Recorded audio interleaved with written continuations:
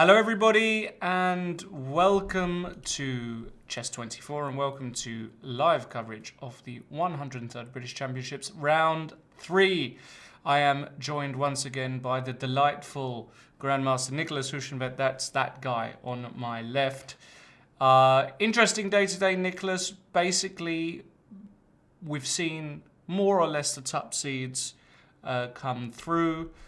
Some have had some difficulties, it must be said. We've had a few upsets as well. The big upset from yesterday was Jack Rudd beating Grandmaster Thomas Fodor and a few draws of the other well-known Grandmasters. What do you think we're going to see today?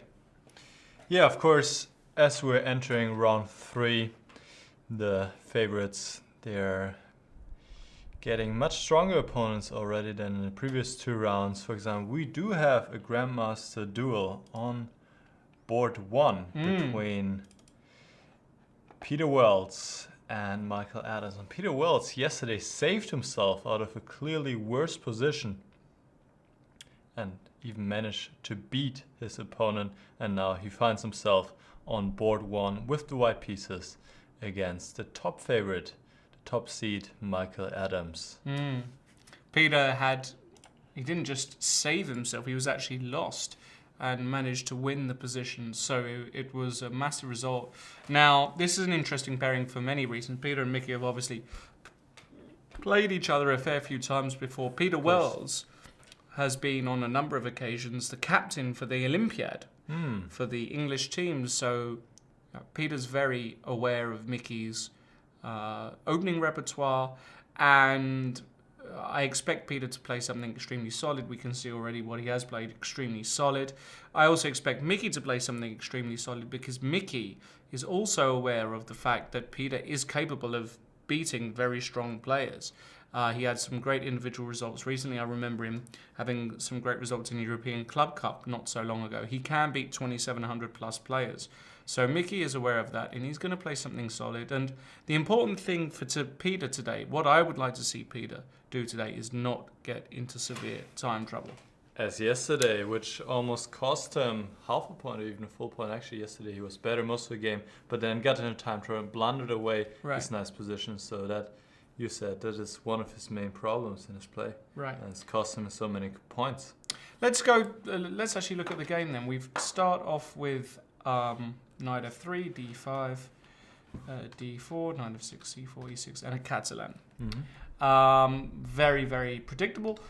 Peter has also played knight c3 quite a lot, but he goes for a Catalan today, knowing that this is a very safe line. Bishop b4 check and knight bd2, which is already quite interesting. The main move is bishop d2, after which bishop e7 is the main line, and the idea is that the bishop is worse placed on d2 than were it on c1, because of course bishop e7 is just the main line, so that's the justification for giving the check. But knight bd2 basically says, well, okay, you've given a check, I'm going to develop a piece and claim that this is a badly placed piece for the moment. But again, the justification is the knight is also not well placed on d2 in many situations, would much rather be on c3.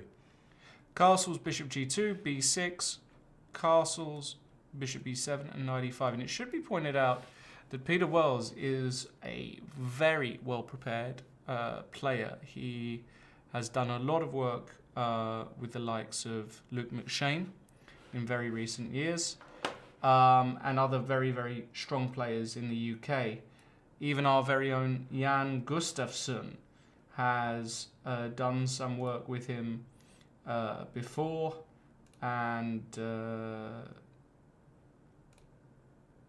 Jan will tell you he's a very, very qualified player, one of the top theoreticians certainly in the UK. This line with knight e5 has been seen before, I should point out, ladies and gentlemen. Number of very top players have played it, even the likes of Dennis Wagner, the big German hope. There was a game, Li Chao versus Gabriel Sargsyan, so 2750 player, has also played this line. It looks kind of normal at the moment. Knight bd7 looks like a fairly normal move, and we'll see what happens. Let's move to the next game, Niclas. Yeah, and actually, just like yesterday, This is the next game. David Howell against Jovanka Husker. Just like yesterday, what I want to point out, it seems that David Howell is a little bit late to the game. Yeah. And that's surprising to me because he is also a player just like Peter Wells who's prone to get into time trouble. Of course, he's very good in time trouble and I guess used to it, but it's just something you don't necessarily want to have because it just adds a lot of stress and you can always miss something when you make moves too quickly. And seeing David coming too late to a game, that's not helping his case really. No, it's not, and it's kind of surprising that he is coming late. And he's playing Jovanka, who, of course, David is huge favourite to win this one, but Jovanka has also, in the past, scored some big wins. And David, already a time trouble addict, coming to a game where, we've just seen a move, he's turned up, so he's played the English. Okay, so he's only been 7 minutes late, but we'll see how that one rolls out. And, David's not got an easy game today. Jovanka can really play. Board 3, another David Eggleston, playing Gawain Jones. And Gawain today, after 1e4, has not gone for his favourite Sicilian, but has played 1e5. Perhaps fearing some preparation from David Eggleston. David does prepare very well. And there are too many lines now in the Dragon where he can force draws and, well, he can he can really be struggling to fight for a win. If you play e4, e5 and play against some bishops opening like this, some Gioco Piano, there are always chances for black. There's no forced line that's going to cause you too many problems. And a4 by Eggy. This seems to be the fashionable move these days. Well, it's been played many times, a4. Normally what we've seen at top level recently it's bishop c5, yeah, is this kind of stuff with a4 inserted in at some point where black is either going a6 or a5 and white develops the knight via a3 and c2. This has been seen in tons of games recently. But Eggy practices a more old school variation. I've had this position a number of times with the black pieces. And the point of a4 is actually white wants to get in a very quick a5 to gain space on the queen side. So, for example, if black plays d6, white can go a5. And here, black has the option of going either a6 or rook b8 to meet a6 with b5. Or if you go a6, white can continue here with both c3, and also an interesting move is to go knight c3. So, number of variations. We'll see how Gawain plans to deal with that. So, top 3 seeds, top 4 boards. Now, the next game is also very interesting. Nick Pert.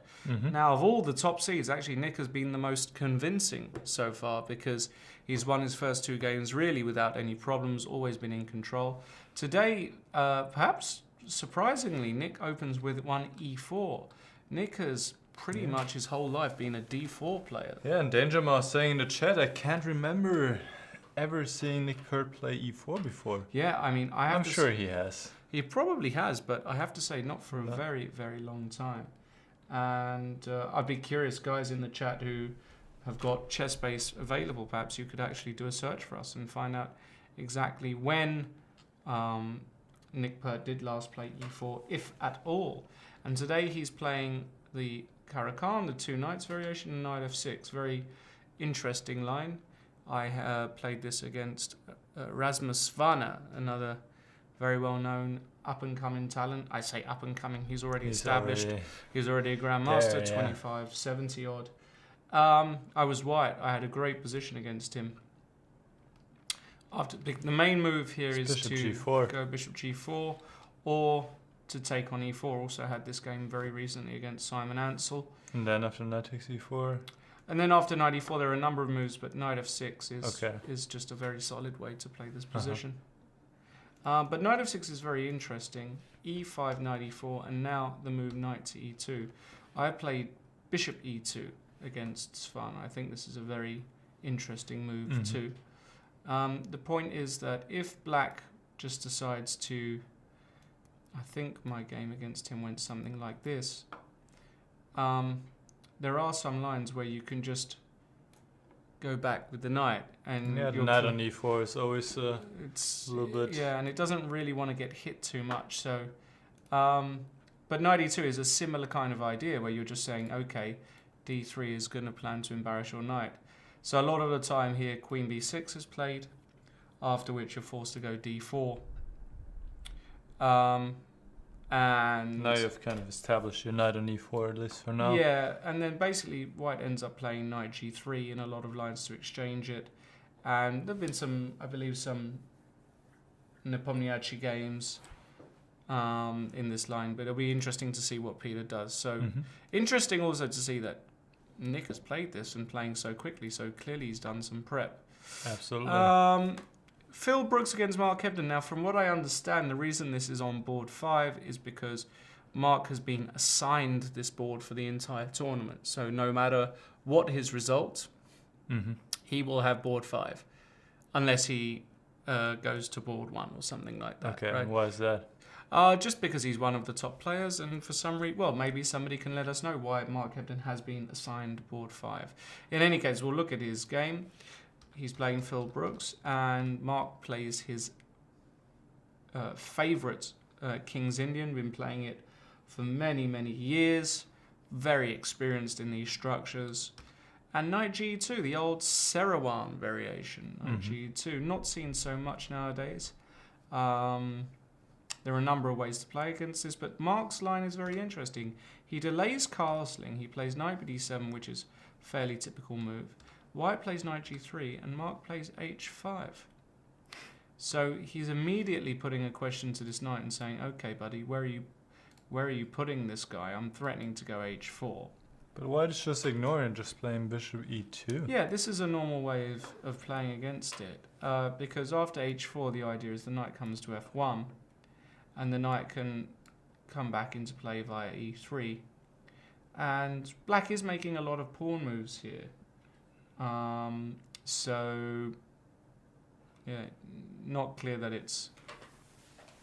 Interesting. It's interesting. Instead, though, Mark went, after bishop e2, he played the very typical move e5. And also now, given that white hasn't really got a knight controlling the square, he's pretty much forced to go d5. Maybe his idea is that he wants to go h4, knight f1, and knight c5, hitting this pawn. And after queen c2, play a5 and just establish a knight. Yeah, this looks pretty promising for black. So that could be like one idea. So we'll see how Mark plays this. And just to insert real quick, apparently the last time Nick Pert played 1e4 was about 20 years ago, in 1995. There you go. Doesn't surprise me because... That's what Pawn Pusher is saying. He's actually even giving the game here. Wow. Which also is a Karakan. Yeah, I think, so it's...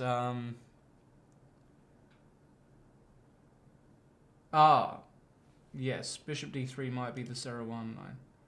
You might be right there, Simon Bibby. Simon, you might be right. Just to clarify this real quick. Yeah, this knight g2 line. Position. That's the Sarah line with knight g2. That's what I'm getting confused about. Okay. Sometimes it can transpose if you get a knight to g3 and the bishop on d3, but yeah, knight g2 might be called the Kramer. Or Hungarian. Thanks for the correction there, Simon. Appreciate it. All right, let's go to the next game, and there we have Jack Rudd, who beat Grandmaster Fodor yesterday against Daniel Gormalli, and also a very interesting opening. Let's go through it. We have a Nimzo Indian with f3. Samish variation. Yes, quite an aggressive setup for white. He wants to claim the center. And black has many choices here. Can go c5, castle. And in fact, yeah, he's going for the c5, d5. No, knight h5. Once again, here many choices for black. b5 is also a move. Yeah, in fact, we saw a game yesterday, didn't we, in this line where... Could be. Something like castles, e4, d4, d6, I think was played first. and then something like B5. this, right? I think. Yeah. And Many there's games some like this. crazy stuff possible here. In my series against the Nimsa Indian, I cover this as well, and I give b5 here, and there's just some crazy stuff happening here after e5. You can even think about sacrificing a piece, like e takes d5, just to give some lines here. This is crazy stuff, something like this, and it's just all insane. So white has to know a lot of theory, but Gormalli is choosing a different line, knight h5, obviously hinting at queen h4, which is a little bit awkward to me. White more or less has to play g3 to prevent queen h4. And now black's just continuing with d6, bishop d2, and castle, and bishop g2, and knight d7 has been played. Yeah, I think Jack and Danny have played many times before. I think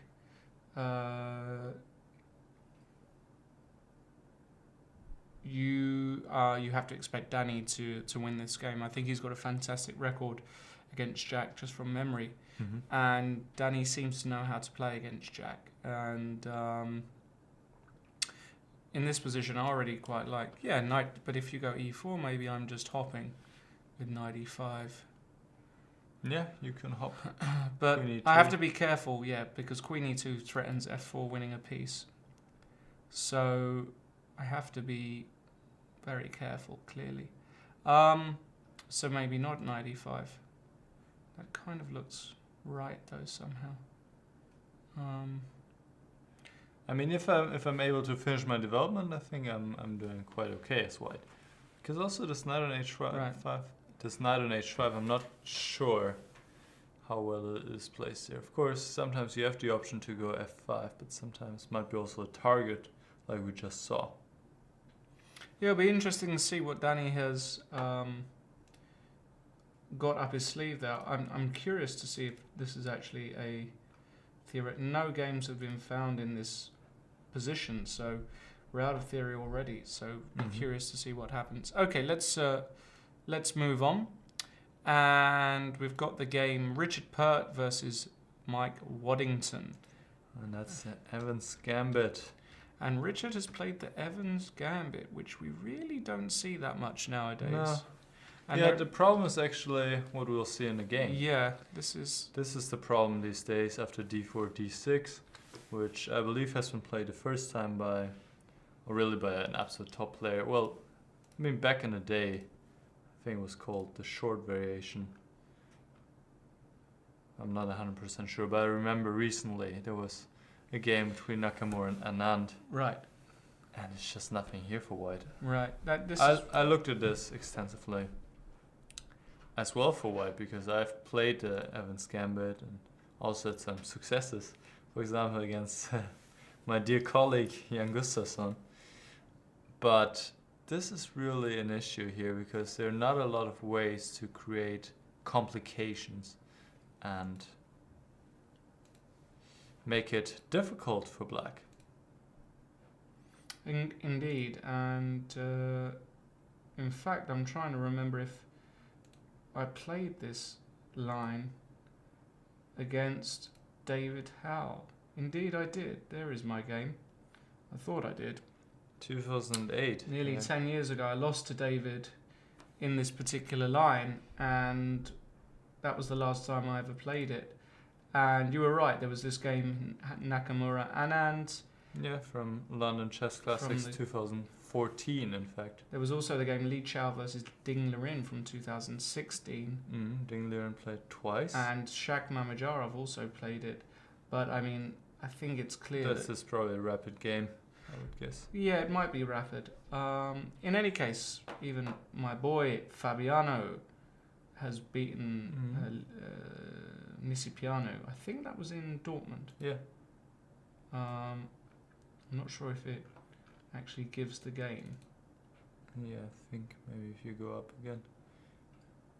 But anyways, we can't show it in our... Here it is, yeah. Yeah, it continue with d takes e5. So d4, d6, queen b3, queen d7 is on the board, and now the main move is d takes e5. The reason, by the way, ladies and gentlemen, they go queen d7 and not queen e7 is because the queen is often much more of a target on e7 because the bishop can come out to a3. Yeah, I think here immediately d takes e5 and bishop a3 would be possible. Yeah, and you've got to bear in mind that this bishop is also prone to a nasty check in some lines. So, you know, here, you would lose the f7 pawn, and here queen b5 would just pick up a whole piece. So queen e7 isn't really possible. So they go queen d7. It looks like a very odd move, but it's actually the main line and the best way to play against this. And now, basically, d takes e5 is the main move. Castles has been tried. Yeah, I think castle's a Knight better bd2, try. I think. But honestly, I've looked at it quite for some time, and all these variations, there's nothing there for white. And d takes e5 was played by Pert, and he's playing my Waddington, who, by the way, is having a brilliant tournament. He beat Alistair Hill in the first round, Marcus Harvey in the second. That's 2 wins against much stronger opponents. He's already gaining 33 odd points. So he's having a great tournament, but he is only rated 2018, so this is really a dream pairing for Richard Pert. I don't really see why he played this opening if I was playing a 2000. Well, maybe because that's why, because he thinks with this opening he can put on pressure early and Black only maybe needs get to a quick know. win. Black only needs to know a few things, and you know. Yeah, I understand where you're coming from. You know, you could be worse with white. Why not just play some opening where you're going to win in the long term? That would be my advice. Anyway, let's move on. We've got Lensos, another sensation of the tournament, the young Giannis Lensos, having beaten Charlie Storr in the first round, William Claridge Hansen in the second.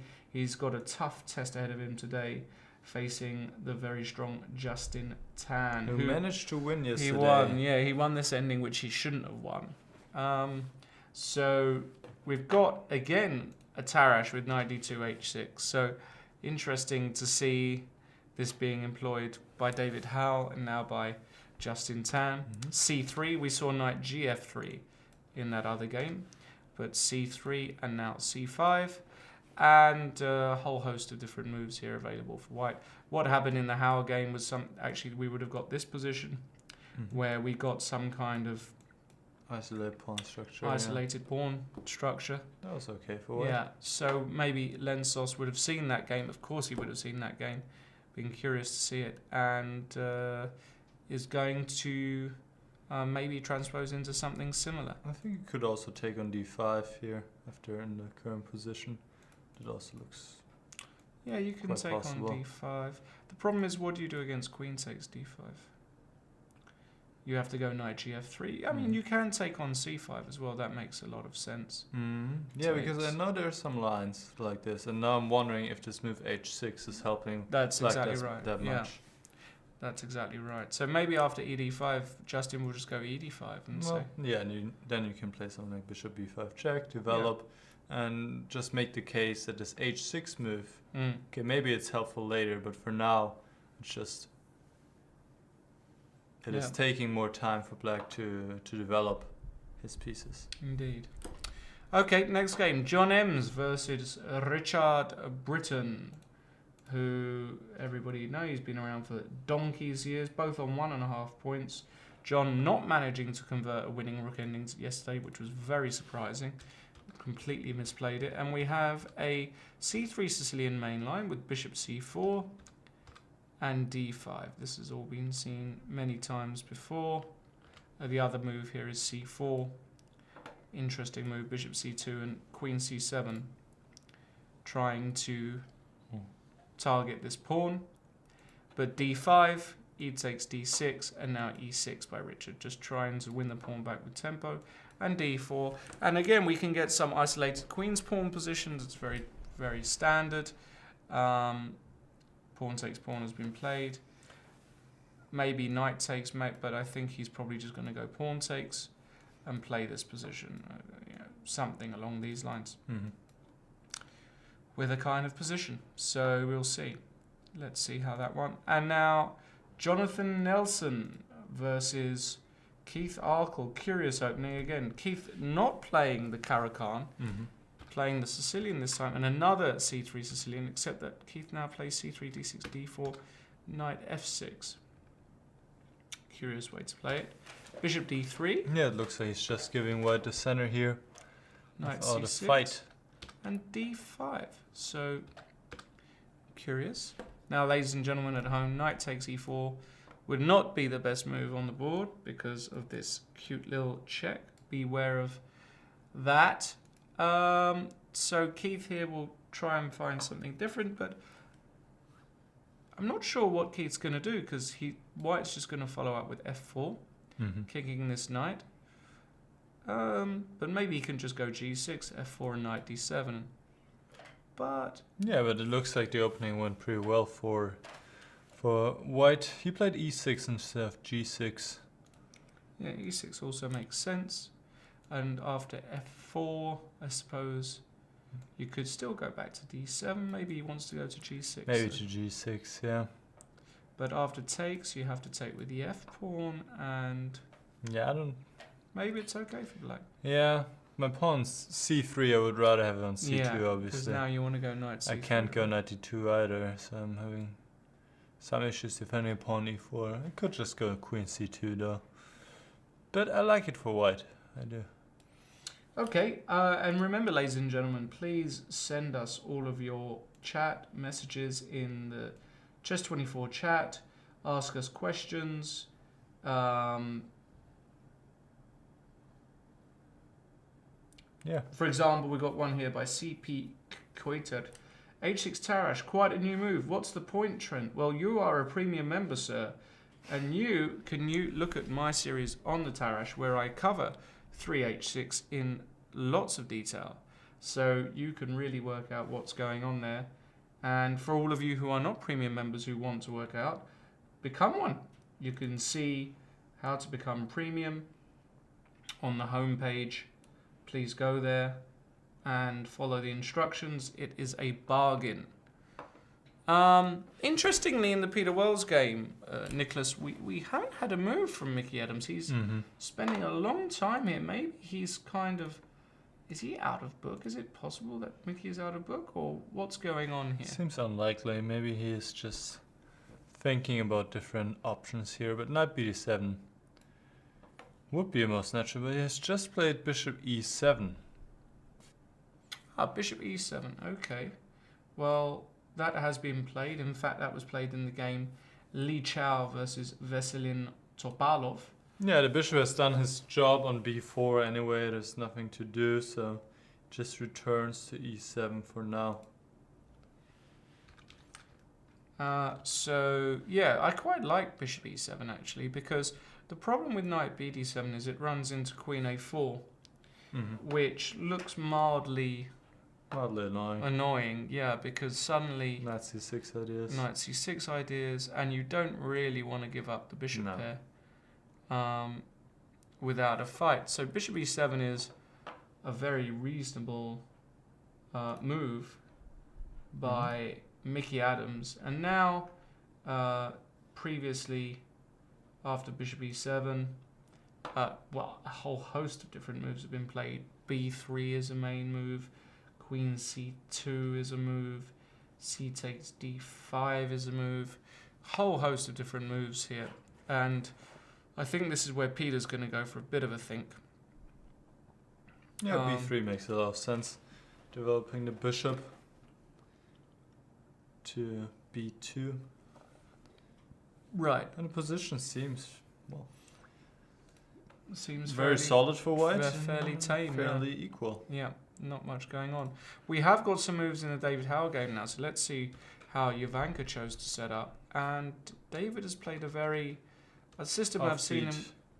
Yeah, it's kind of offbeat, but it's also kind of just a system which gets him a game. And I've seen David play this a few times against players of Jovanka's strength, where he just wants to get a position where he can hopefully outplay his opponent. And John Spielman used to play a lot of these kind of systems in his heyday. And what we get is actually an IQP reversed. So in isolated queen's pawn position, we could see these kind of positions a lot from Tarrasch or semi-Tarrasch variations. And, this is a sort of position David likes very much because he's structurally doing very well. He's already, he had this kind of position yesterday with the black pieces. He was playing against an isolated queen's pawn with black. So he obviously feels very comfortable here.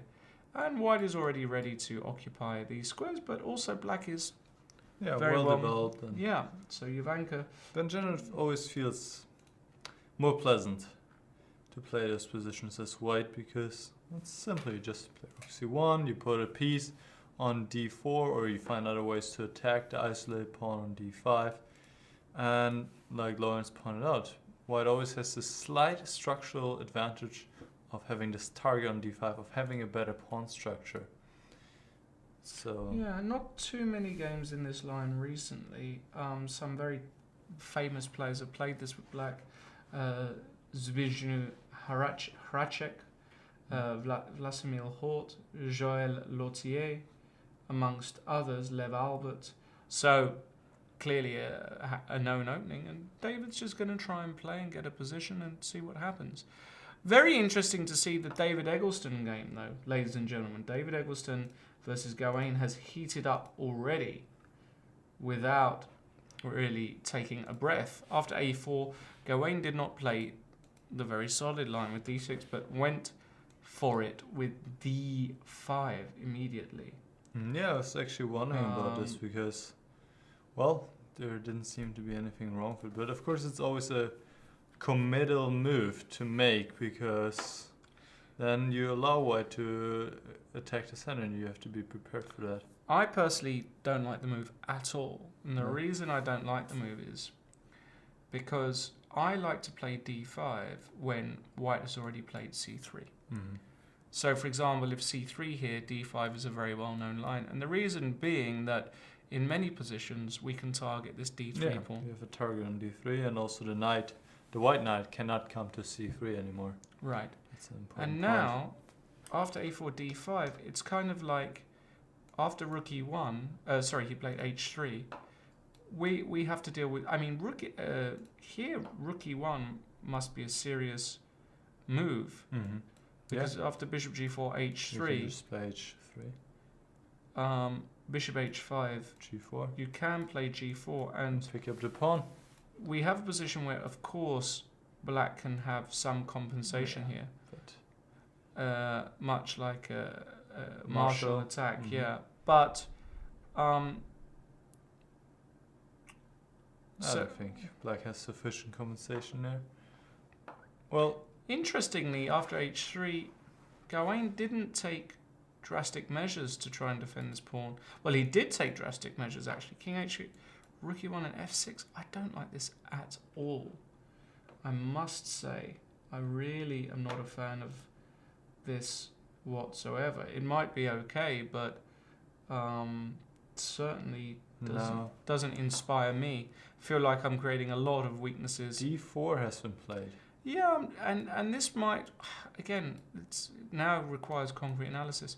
I think here I would have seriously considered a5 because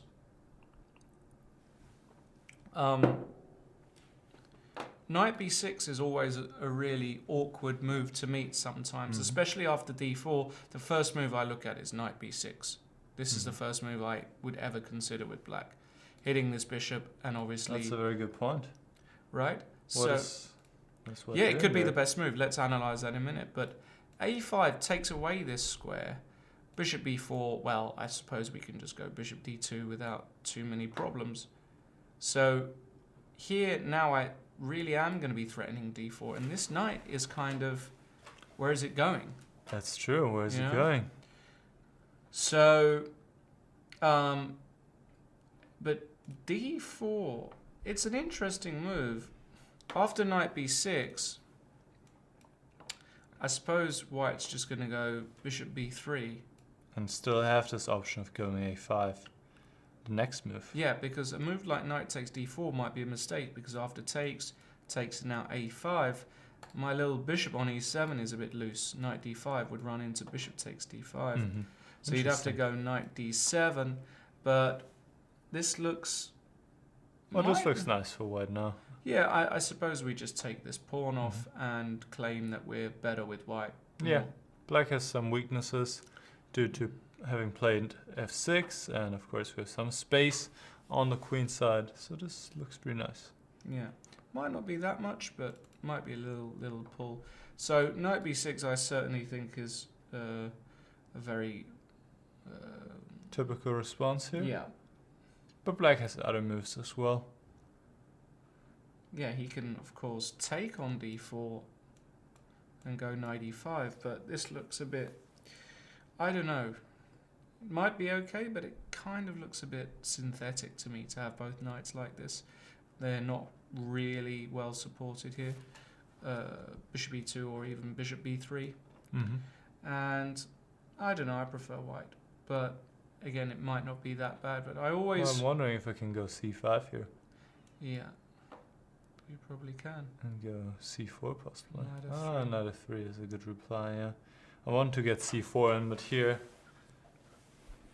Well, I could still play it if I want to. Yeah, it's getting a bit messy, isn't it? Yeah, well, it's just concrete analysis. And of course, Yeah, things like black this. doesn't have to go for this. I don't know. Anything could happen. I think here black's probably okay after knight b4.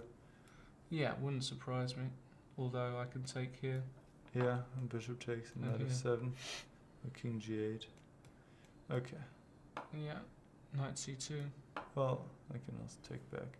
Yeah, okay, we're way too Yeah, far. all kinds of stuff can happen, can't it? So Interesting though. it's how going to be it a really immediately interesting game. So that's was for sure. opened up in the center like that. Yeah. Open play.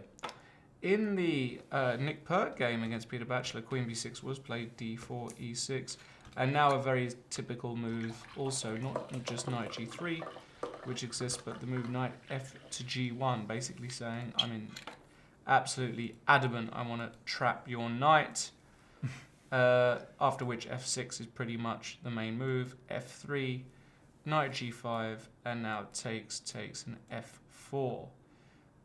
And the knight is not returning to e4. yeah, I here. think it doesn't return to e4 because Knight c3? knight c3 or knight g3, I'm not quite sure. Well, my pawn was of knight c3, then I'm having kind of two threats to take on e4 potentially and having queen h5. Yeah, that's the same with knight g3. Yeah, that's true, yeah. Well, my point was that here black could take on g3 and cover h5, but now you just take back and queen h5. Right. You cannot stop. So, yeah, probably knight g3 is even better. Right. And this queen h5 idea is slightly awkward to meet Yeah. for black. It is. So, which is why Peter Bachelor, again, a very talented youngster, played knight to f7, knight f3, and this has been played many times. Dominguez, Maxime Vachier-Lagrave, Bartel, Ryazantsev. Seems like Ryazantsev has played this a fair few times with black. And it's a kind of position where it's very dynamic because pawn structure is very different.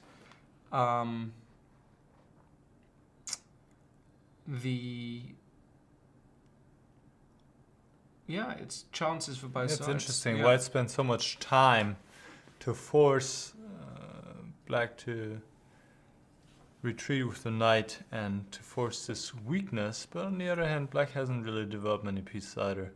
So this seems to be fine for both sides, I guess. I don't know, who would you like to take here? Which side? Probably white. Okay. Just because I feel like my added space gives me options to attack. So I think I would take white here. And people are saying Jack Rutt against Gormalli. Yeah, this a bloodbath in the making. Yeah, this is going to be very interesting. Yeah, both players Wow. are pretty fearless, I think. And Jagrad, Well, Gormalli has just leaped out with f5, which is, typical in the position. And now this is the kind of position where Jack has to be very careful, because if it goes wrong very quickly for white. More than it goes wrong quickly for black. I expect... it can go wrong for both sides here, it feels like. Well, Jack is already 20 minutes up on the clock. This is not a surprise. This is not unusual. But I wonder what he'll play here. Probably knight g2. This makes a lot of sense. D takes e6 I don't like that much, because I just feel like we're helping black develop. And after e takes f5. After ef5, probably you can go e takes d5. Yeah, this must be his idea. So what is going on here, though? Well, bishop takes f5. Just Okay, and I great. cannot go g4, No. I assume. Never. Queen h4 check is just 0-1 immediately. Yep. Bishop d3 is coming. Yeah, that's. You game can over. never do that. So this is just great. This would be great. a dream for black. He's not going to take on f5. He's going to play knight g2. And But here you have to sacrifice a pawn, most likely. why? F takes e4. Well, but now you cannot castle anymore. You can't castle, I understand, but maybe you can just castle long, no? Queen c2 and... Okay, I'll play e takes d5 too. Yeah. So how do you want to take? If you take like this, I can go bishop f5 Bishop g4. or bishop g4. It looks already quite dangerous. Maybe. Or- So what are you saying? You want to castle, yeah? After f takes e4, you want to just castle. Yeah. Also looks very good. That said, I think that's difficult to stomach almost. It's difficult to what? It's difficult to accept just sacrificing a pawn like this, but maybe it's okay. Take on e6 or knight f4 or something. Yeah, I mean, all these positions feels like if white can finish his development, consolidate, then suddenly the black pieces look a little bit awkward here as well. Yeah. So, yeah, potentially this is fine for white. And Jack Rudd taking some time here. Even Jack Rudd. Well, he's Needs only to take spent some 3 time. minutes, so he should spend a few minutes. It's really not a position you can play with pure intuition. You have to Right. calculate something. But I'm going to predict 0-1 in this game. I'm going to predict a Gormalli win and a relatively quick one. Let's quickly go back to Phil Brooks versus Mark Hebden. We last saw it after this. Yeah, and this is what you predicted. Black played h4, played knight c5, so you can now Go A5. cement the knight on c5 and stop b4. Bishop g5, bishop d7, knight d2. Very sensible by Phil Brooks, getting the bishop out. Yeah, looks harmonious. And now bishop h6 by Mark. So Mark has decided that he wants to get rid of that bishop as Yeah, soon this as is very possible. typical. Yeah, and now a nice little trick is that you can't take here because of check. And we win a whole piece. So you're pretty much forced to take. Rook takes h3, knight b3 and b6. You know, Mark's very solid and comfortable here in my opinion. He's going to probably walk his king to g7. And he's going to just try and play on the dark squares and slowly outplay his much lower rated opponent, Yeah, Phil Brooks. absolutely. And he'll go knight h5, queen g5. Yeah. Yeah, I expect Mark to... This looks like a nice play on the dark squares. Yeah, and these are the positions where, again, slightly lower rated players struggle to formulate correct plans. So, All right. Let's see what is going on with the Evans gambit. So d takes e5, d takes e5. oof, I don't know about d takes e5. I think the best move is bishop b6. But d takes e5 is definitely not the most played move. Has been played before by some top players, but it looks as though it's very dangerous after the move castles, because you're struggling to develop your king side. Knight g7 obviously runs into this, and if you put the knight on f6, a lot of the time you get hit by a very quick bishop a3. Very classical, I should say romantic classical, if I can call it, the games we used to see in the 19th century where you put a bishop on a3 quickly, rook to d1. And now that this has happened, I fear for Mike Waddington. I think this could be a very, very quick win for Pert, because it's just very difficult for black to continue. I think he has to go bishop b6 here. Yeah, I was just thinking about this, but what do you do here after and rook probably d1? just go knight a5. You can go knight a5. Of course you can. You attack my queen, I attack yours. Unless you've got bishop takes f7 check, which could work, and I missed it. Why would I have that? Rook d8. Oh. Keep up. Come on. Yeah, bishop g5. Very interesting. Why aren't I a grandmaster? I mean, it's insane, right? I see everything. But get me in there. I'm going to fly to Bournemouth tonight. I'll start 2 rounds down. I don't care. So what is this? Well, I mean, I take your queen and take your rook, right? I'm exchange. Well, knight takes e5 check. I can also put rook takes h8. I've got knight e5 check. Yeah, that's true. And Probably rook e8, it's a little bit too much going on here for black. I mean, this is just one line. I'm not even sure. But bishop e6, rook d1, knight a5. The only problem is after bishop f7 check, maybe I can do something crazy. Like, can I go king f8, or is that too much? That feels too much. No? Maybe not. Well, in the worst Knight case, I takes could just b3. take and play rook d8. In the worst case. King takes f7. Yeah, no, just take back. But you're probably worse here. Well, look at this rook. What are you going to do? Well, I can kick it with c6 always. That's the problem. Okay, but this one's hanging as well. Okay, then everything's hanging in your Oh. c6. I can take on e5. Yeah. King. I think you're in trouble here, my friend. King f6. And rook e8. I think you're in trouble Am I in here. trouble? I think black is in trouble anyway here already. I mean, practically speaking, this seems quite uncomfortable. And if you don't play knight a5 but queen e7, then well Well, no, it's this just going to hit this is a disaster because again. getting hit with the I mean, sometimes it's possible. Because maybe, you know, you have the time to go knight g7 and castle. So white needs to do something quickly here as well. Of course, the idea is like knight g5. You're lucky not to get mated, yeah? Yeah, of course, you need to watch out for queen f2, but also probably, well, if you have to play knight h6. Well, it's not completely straightforward for white to break through. Because there are not too many open files here, that's an important point, right? It's just a d file, so you cannot get that close to the white king, black king. Okay, and we'll see what happens. But in the Lensos Tan game, well, ed5 did happen, Niclas, and Justin just played e5, knight f3 knights.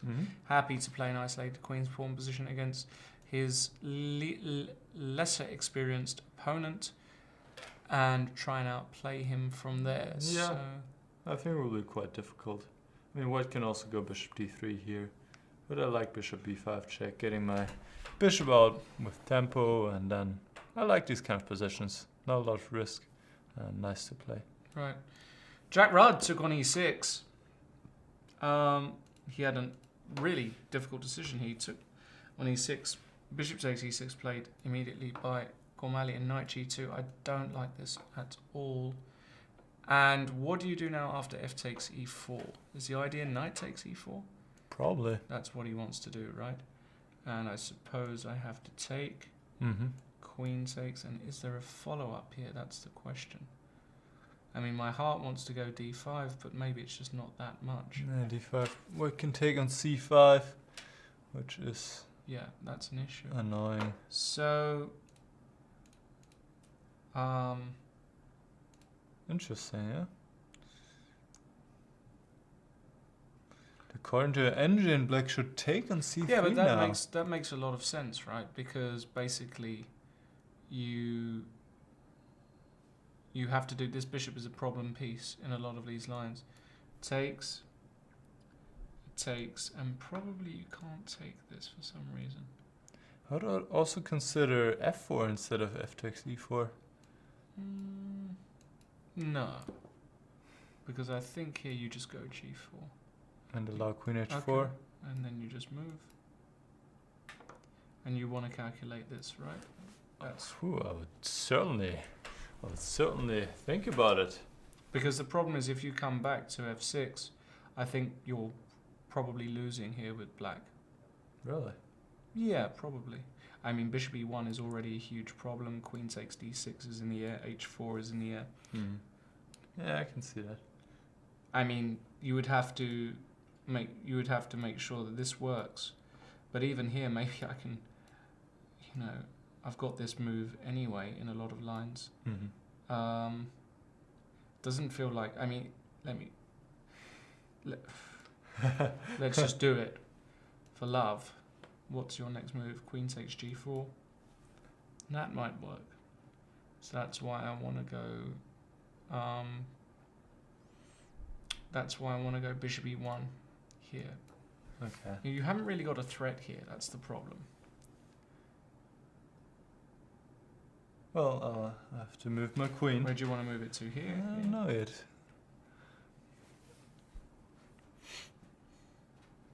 Let's say to f6. I've also got this. Have I got this move? Some position. I can probably take. Yeah, my rook's hanging. Yeah. So if I go here, you want to go f3? Bishop h3. Bishop h3, knight f4. And claim that you've This looks pretty good for black. Let's be honest. g5. Very concrete. I don't know. Not sure if it is good for black. Who knows? This is. Why is pretty this necessarily so good for black? Because queen g2 doesn't quite work. Yeah. Queen g2 is nice, but it doesn't work for sure. I don't know. You're also kind of a piece down, right? And it's interesting. I really am unsure. This could very easily happen, but takes. Also f4. I mean, I don't have to go g4. No, you don't. You can also go knight e2 maybe. Yeah, I can just come back and keep some fluidity there. Okay, but what about f takes e4? And now knight takes e4? Yeah.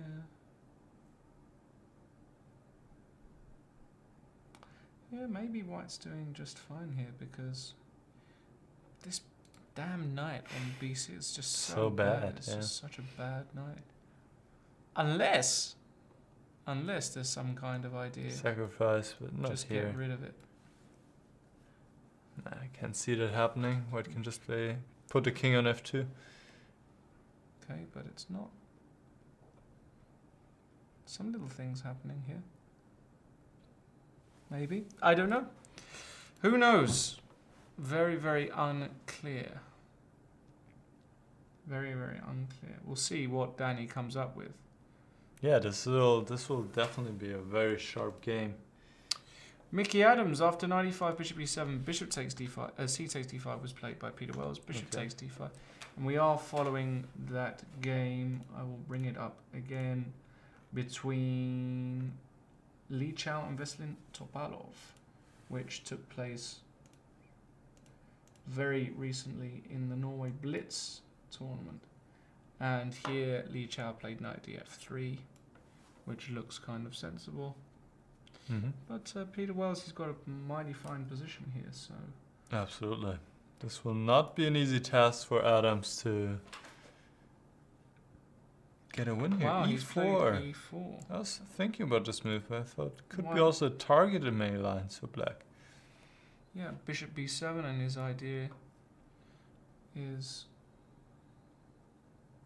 to go... What's his idea? Queen c2? Because if queen takes d4, queen takes c7, and I hit a number of pieces. Is that his idea? What's his follow-up? Well, PK would have seen... I mean, he should really be playing his move immediately here, because after e4, there is no other move. Mm-hmm. So I think his idea is queen c2.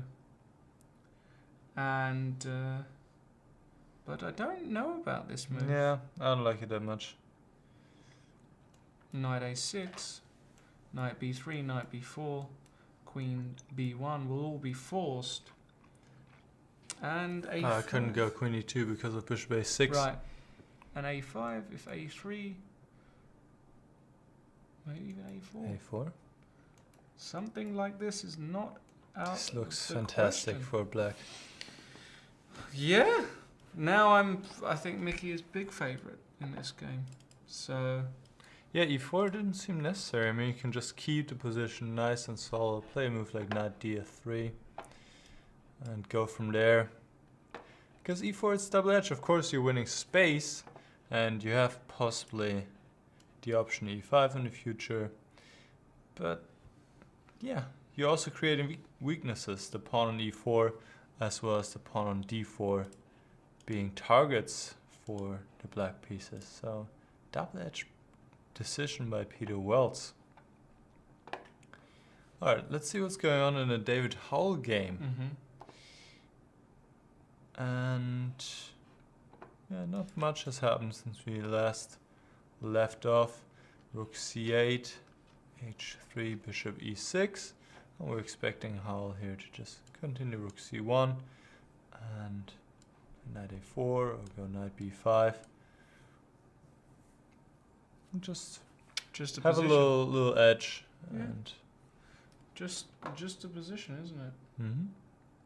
Just a nice little edge here to play for. Nice little game, yeah. The Eggleston game has erupted, and after d4, Gawain played what looks like a good move to me, bishop f5.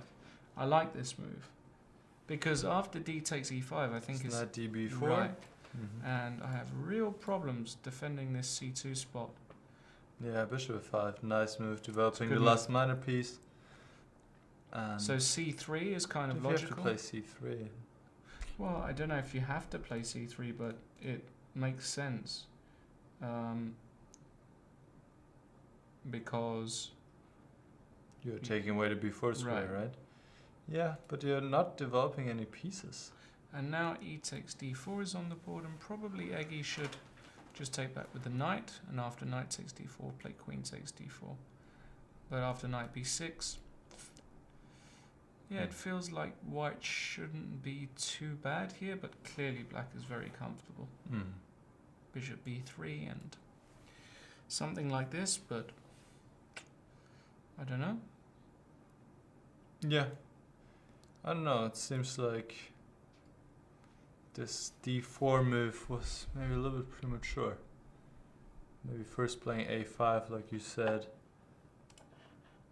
And just making sensible moves here. Yeah, I like a5, gaining space and Yeah. taking away this b6 square. Okay. Well, look, that's the first hour Mm-hmm. basically covered, and the good news is we've got some really very interesting games today. Oh yeah. So Niclas and I are going to take our traditional break. We're going to be back in just a few minutes for continued coverage of this very interesting round 3 of the British Championships. We'll see you very soon. See you guys. Take care.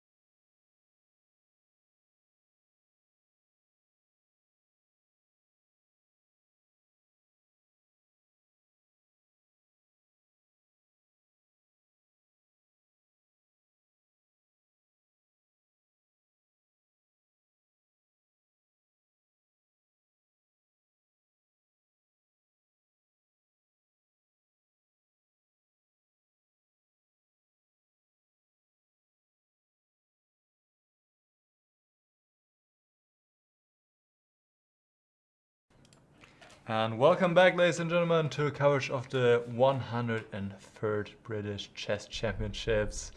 My name is Niclas Huschenbeth, and next to me is Lawrence Trent. Let's get back to the action. What has happened in the meantime?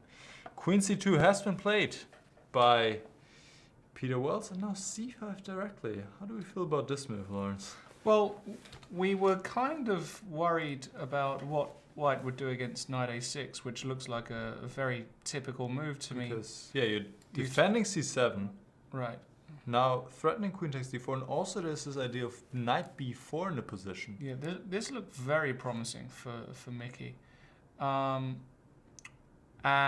he didn't do that. He played c5, and it's curious to see whether this is actually very good for Mickey or not. D takes c5 was played by Peter. I think he's quite relieved to get rid of this weakness now on c5. And now maybe Mickey's idea is he wants to go queen c7, pinning the queen and hitting the knight. Could be an idea. But I think Peter's going to be quite happy, because even here, let's say after knight back to c4, which looks normal, if queen takes or bishop takes, he can just go b3. And he gets a position which the bishop's coming out, the pawn structure is symmetrical and pretty more or less symmetrical, and gives Mickey a lot less chances to do something. Again, I think knight a6 would have really posed serious problems for Peter, but now it looks as though he's okay.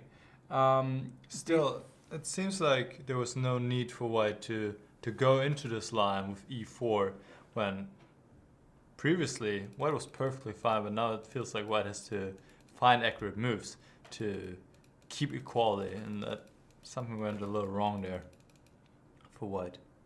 Absolutely. So, yeah, e4 was probably, we can call this dubious or even a mistake, possibly. So, yeah, and queen c7 has been played by Mickey. So we'll see how Peter... What about knight d3? That would be another move to consider. Knight d3, but the problem with this, it doesn't do anything I know. about the pin, right? So the pins are probably just knight immediately b7 or knight knight a6. e6. Yeah. I mean, this feels really comfortable for Yeah, now the knight on d3 is also a little bit misplaced. So I expect Peter to go knight ec4, by the way, because he also sees that after queen c5, b3, b5, knight e3 is perfectly playable. Or bishop a3. Or bishop a3. And then knight e3 at some moment if he needs to. And this is completely playable, so expect Peter to do that. Howell versus Husker is pretty much the same position as we saw it, h3, bishop e6. David played bishop to d3, so he found a more aggressive placement for this bishop. And queen e7. And here, yeah, Jovanka looks perfectly fine, though. She's going to bring her other rook in. She's got ideas of exchanging this dark squared bishop. Feels like black should be totally fine holding the balance. And I should point out, ladies and gentlemen, if you do want to get in touch with myself, or if you want to get in touch with Grandmaster Niclas Huschenbeth, the killer from Hamburg. Are you the killer? That's how they call me. Actually, it's funny because when I was back at UMBC studying there, we all got monikers, right? So a little name. And I remember my chess director, you know what he wanted to call me? He wanted to call me the Stuttgart Strangler. It didn't make any sense because I'm not from Stuttgart. I've never lived there. So we need to find a word, the Hamburg Hammerer? Yeah, well, I just chose a different Hamburg one. Hater? But the monikers were really funny. I remember Tanguy Rengar, he was the Belgian butcher. And there we go. Levad Brigazzi, the Georgian gangster. There we go. We need to find the Hamburg. Hammer's probably the best one. Somebody come up so with obvious. a nice moniker for Niclas Huschenbeth. That's fine. I was just the Dark Knight. I like that one. That's okay. Okay. All right. Yeah, if you want to get in touch, ask us your questions. And actually, there was a question or a discussion rather about the Hamburg hacker. I like that. He's not really a hacker. Hustler is also interesting. I like Hustler. There was a question for us how to get to 2300 from 1900, how to make that jump. And yeah, it is a good question Well, I like to say you just need to work more and do more training. And also look at what you're training. Of course, there are always so many different areas. You can do openings, you can do end game, you can do middle game, positional play, tactics. It depends where you are. You know, that really depends on your current state, because if you have a lot of weaknesses, let's say in the opening, you never get out of the opening without being already clearly behind, then you need to work on that. So really, what it comes down to, you need to analyze your games and you need to figure out, how do I lose? Where do I make mistakes? And then you need to work on that. Mm-hmm. So first, make a self-assessment and then go from there. But in general, I like to say, spend most of your training doing tactics and calculation, because really the truth is, most of your games are decided by tactical oversights. Either because one player missed a tactic or because, well, the other player, tactical oversights, that's pretty much it. Okay. How do you feel about this? Well, yeah, I mean, that is quite a big jump, 1900 to 2300. Yeah, so it will definitely take time. It takes time, so it is all about going back to basics as well. I think this is something that I'm doing a lot with some of my students. Going over the fundamentals. It always helps, from how to plan to correct assessment of position to even doing things like tactics. And tactics at that level, 1900, is still going to get you very far if you are up on your tactical game.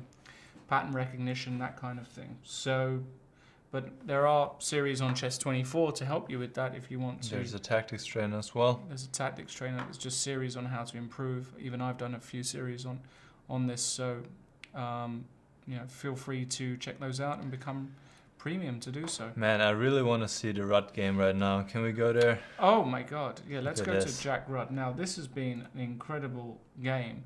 We last saw it after Knight G2, and Danny played F4. Very interesting move.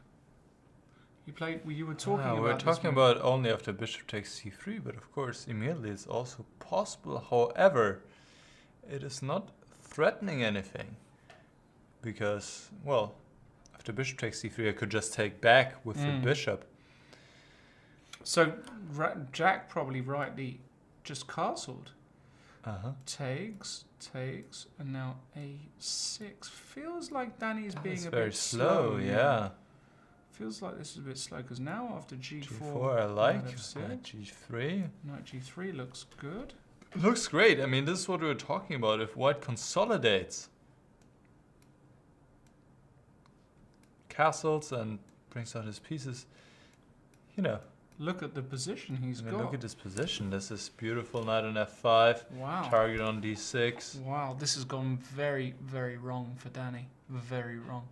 He'll be very unhappy right now. He's in danger of losing this. This is a position which really lacks... I think you just have to go b5 here at all costs. Because otherwise there's just no counterplay. You want to go right away? Yeah. Or first take? He took on d2. Okay. Oh, he took. That's probably... So maybe he wants to go b5 now? This feels close to losing. Let me just see. This feels wrong. He has gone b5. Okay. He has gone b5. Wait a second. Just give me a second. This feels really, really bad somehow. Well, probably white can just go rook fd1.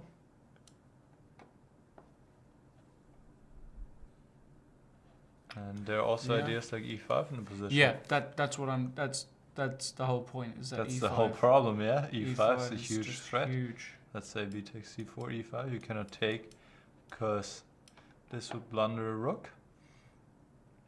Well, this just looks horrendous for Danny, if I must say. What do you do against rook fd1? You have to move the queen, probably queen c7. Queen c7. Now the question is, do you just play a move like bishop f1 here?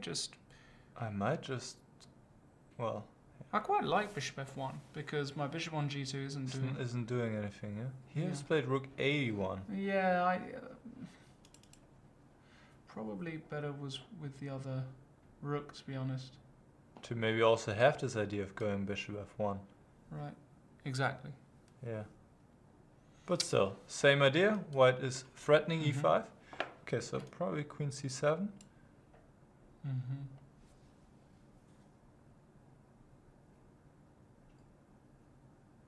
Okay, and if I take, that's not that clear. Can take everything No, I off. think you lose a lot of momentum. I mean, even this looks interesting. Even this looks, With e5 now. yeah. Well, 98 probably, no. Ah, 98 is possible. But Well, this needs to be calculated, of course. But yeah, also interesting. I mean, even after this position after 98, it's quite interesting. You can still just go rook d7. And all your pieces are awkward and I threaten e6. yeah, that's true. Certainly, Jack Rat could be in I mean- for another surprise here. I mean, even here, a very tame move like Queen C3, Yeah. just with Just protecting- ideas Oh yeah, I like queen c3. protecting this guy. c4. You might want to go rook f2, rook d2, put the bishop on f1. And because of this weak pawn on d6, You can't move. You know, you have this knight on c8. It's just in the middle of the way, and quite an uncomfortable position for black. Has gone wrong. Abba the Horse says £5,000 first prize for the winner of the British Chess Championships. What a pathetic first prize for dedicated professionals. Yeah, we had this discussion the other day. We did. I mean, look, we have to bear in mind, of course, that the UK isn't as fortunate as Other a country- countries like Germany, for example. Germany or the US, where there is a very healthy benefactor and somebody who's got a lot of money and is very generous to do that. There's no official sponsorship Yeah, of that kind.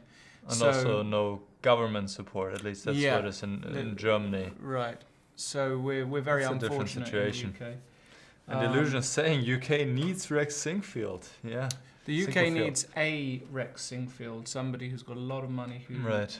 and as I mentioned yesterday, it doesn't really take that much to put on a tournament that's really valuable. I think prize money wise, £50,000 or £75,000 would be. Now for you the- said, I think you said yes, or I don't know when we talked about it, but I think you said total amount of money you would say needed is £70,000. Probably. But yeah. I mean, if the prize fund this year is 5,000 for first, then 3,500, and then 1,500. That's only 10,000. I mean, and then there are obviously some other prizes, but it's really not so much. Yeah. All right. You know what? The computer. Yeah, I'm seeing it out of the corner of my eye, spitting out a really interesting move here. G5. Oof. The pawn is after h takes g5, just knight h3, and then you want to get the queen closer.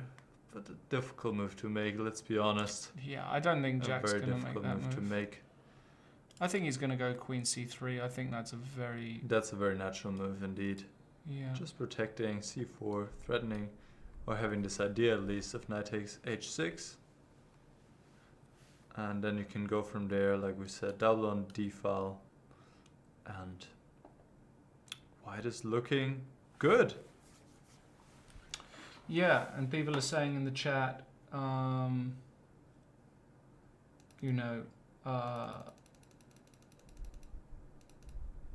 about James Adair, another very talented youngster.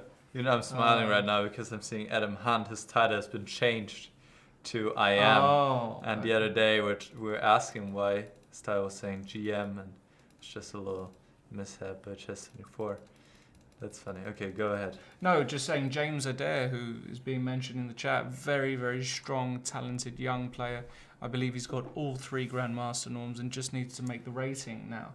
So, Okay, well that, he's usually he only needs about the 10 more points or difficult part something. is the norms, Yeah, so the rating. He'll get there. He's a very, very talented player.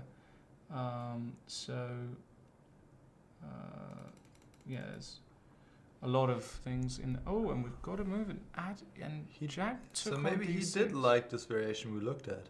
Yeah, but I don't like this. I feel like this. I mean, it's probably still very strong.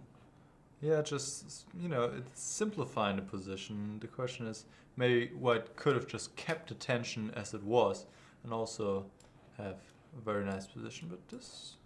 Okay, so what happens here? B takes C4? Just take Can it. I go E5? No. Well, there's something to consider. I think of the knight E8, rook D7. Wow. Okay, this gets a little bit sharp. And yeah, maybe you're right. Just take back on C4. And well, it's actually simple chess. If bishop takes C4, then just rook C1, rook and C1. I'm going to That's regain the pawn, and I'm up a pawn. yeah. Jack's capable of winning this, of course. But you predicted a win for Gormalli. Yeah, I did a while ago, but Of course, I mean, it makes sense. He is the favorite. He has 280 points rating difference in his favor. But, well, Jack Rudd being in good shape after winning yesterday against Grandmaster Fodor. right. So this is now on the board. Rook takes D6. They're playing very quickly, and Danny pretty much. Maybe Danny wants to go knight E8 here. Is that an idea? With the idea of, oh no, he just took immediately. Danny, they're just blitzing it. I think this is what he's now banking on, is that Jack is just going to play so quickly that he's going to make a mistake somewhere. It's possible. But some more talk of chat. Why isn't Mickey Adams playing in some of the big tournaments nowadays? Niclas, why isn't Mickey Adams playing? Yeah, we also briefly mentioned this the other day. You have to be the top of the top. You have to be in the top 10 or very close to it to be invited to tournaments. And Mickey Adams, having dropped to 27, I believe. There are so many 2700 players these days, so yeah, that's just how it is. He's not being invited. Wow. And Jack kind of expectedly playing a bad move here. He just played E5. Wow. No need to play that move. No need. Why? And it wouldn't surprise me if Danny did consider C takes B3 here. Because after E takes F6, Rook FD8, this kind of position here is really dangerous. Because this bishop is just completely out of play. So Danny still might win. Jack had to just take on C4 here, just play normally. Because if takes, Rook here, Knight E4. No, you can just take. Knight E4 doesn't work because we just take this guy and this guy. Knight E8. And we can probably just move this guy somewhere. Rook C6. No, Rook C6, no, Bishop Rook D5. Yeah, exactly. Rook D2, and a position like this would also just be massive for white. Yeah, it's just a pawn. So, yeah, Jack, this is his big downfall. His downfall, yeah. He's playing so quickly. It's 1 hour 14 on the clock. No need to blitz out the move. So Daniel's strategy to just play quickly, maybe he's paying off here. Let's go back to the Eggleston-Jones game, because after E takes D4, very interesting move by Eggy, Knight H4. So, with ideas of... Well, the bishop doesn't have a good square, that's his point probably. And if it comes back, Queen H5 is nice. So just to put this on the board. That's checkmate. I'm sure he would like that. So instead, Gawain took on B1, Rook takes B1 and played F5. Otherwise, if Knight F5 comes in, it's really bad for black. So F5, probably Knight F3, Knight B6, and now... Why didn't Eggy keep his bishop on the long diagonal? That is my question. Yeah, Nido is pointing out Adams is number 27 only in the world of 27. I mean, that's such a high rating. He's not just 2700, he's 2730 almost, but just number 27 in the world. So times have changed. A lot of good players around these days. Eggy played bishop d3, which also makes a lot of sense. I suppose the point is that if you give up the pawn, white keeps the two bishops in a lot of play, and yeah, I like it. Black's king is kind of weak, and some compensation, certainly. A lot of compensation, in my opinion, a lot. So the question is, will Gawain take on c3? He might do, but a very interesting game so far playing by these two. Peter Wells has yet to move after queen c7. He's going to be in the tank for some time. Let's go back to the Pert game against Bachelor, because we were saying this is a very unbalanced kind of position, chance for both sides. Nick Pert just played queen c7, attacking this pawn. The first move... You mean Peter Bachelor? Peter Bachelor's played queen c7. The first move that comes knight h5 is knight h5. Of course, there are other moves to consider, but... Knight h5 seems so logical. Looks like a very... Knight is well placed on h5, keeping an eye on the pawn on f6, of course being a little bit closer to the black king. For example, the move bishop e7 here would be a bad move. Quite helpful, yeah. And, you know, it's quite annoying because, you know, he could come back check just to rub salt in the wound and then just win a queen and a rook in one little outing. That's not going to happen. Knight h5, but what's Black's next move? Well, maybe I can just castle. Yeah. And put the king on h8 in the future. But this knight is bothering me a little bit, I have to say. Then again, it's not clear to me how white is continuing here. What about if I just be really primitive and play this move? You wanna move something like knight e5? Yeah. Okay, I'll see this coming. I'll All just right. go to the side. Maybe I'll go now knight. I wanted to go here. Just be really primitive. Yeah, I don't think you have enough attacking potential here. Just go rook g8. I'm just going to do it anyway, just for fun.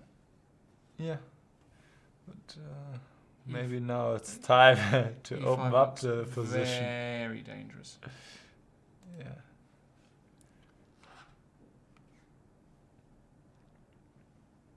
Yeah, it's certainly interesting, but I'm not sure. You know, I have a lot of... Oh, if I move to knight, I can't move to knight because I need to keep protecting this pawn. But I could do something like knight g5. I'll just take it. And I'll take back.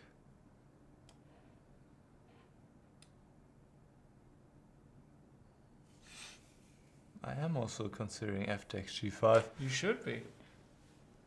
Well, it would force your knight back to g3. Why I can't go knight g6? Are you sure I can't go knight g6? Oh, you can... Oh, no, I'm sorry. There are too many knights. Okay, knight g6.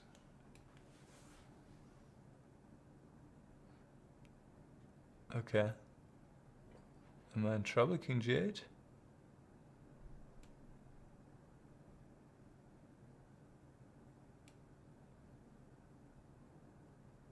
So simple, huh? Well, I don't know. Yeah, looks fine. Anyways, Anyway, I'm we're just having a throwing lot of fun ideas. We're going just having fun there. on a Basically, the point is the position is tangent. very unclear and chances for both sides. The Hebden game is quite quiet, and it's the kind of position that Mark... Oh man, it looks nice for black. Bishop e8, just preparing the transfer of the knight to the best square on the board for knight e5. Nice, beautiful outpost. And this is such a nice position advantage for I black. think white should really consider this move here. And what is your follow-up? Rook f3. But that's a pawn, man. Yeah, but look at this guy now. I'm going to go here next move. I'm going to force this, and in a lot of positions I can put my knight on e4. Nah, I'll play knight d7, f5. I think this is... No, I understand that this is this is probably not. I mean, it's bad for white either way. This is a typical idea though, to play e5 to not give black the square on e5. But here it seems to be too much. I think you just have to sit and, What about hope for the best. What about Bishop g4 yeah, to stop knight d7? yeah. But there's g5, yeah? There is g5, and I was thinking about the exchange sack, but it's just not enough. No, I wanted to do something crazy like this.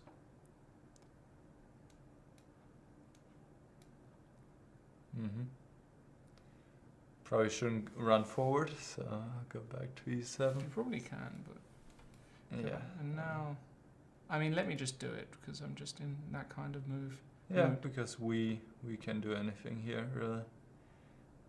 Yeah, it looks interesting, definitely.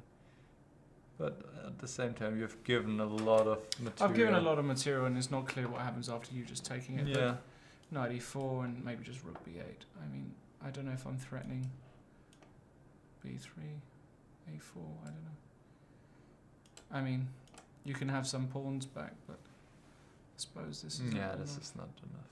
Well, rook f5 is in here, but doesn't feel like enough. I don't see this happening as well. Maybe Phil just has to accept that the knight is coming to e5. I wouldn't like to accept that, though.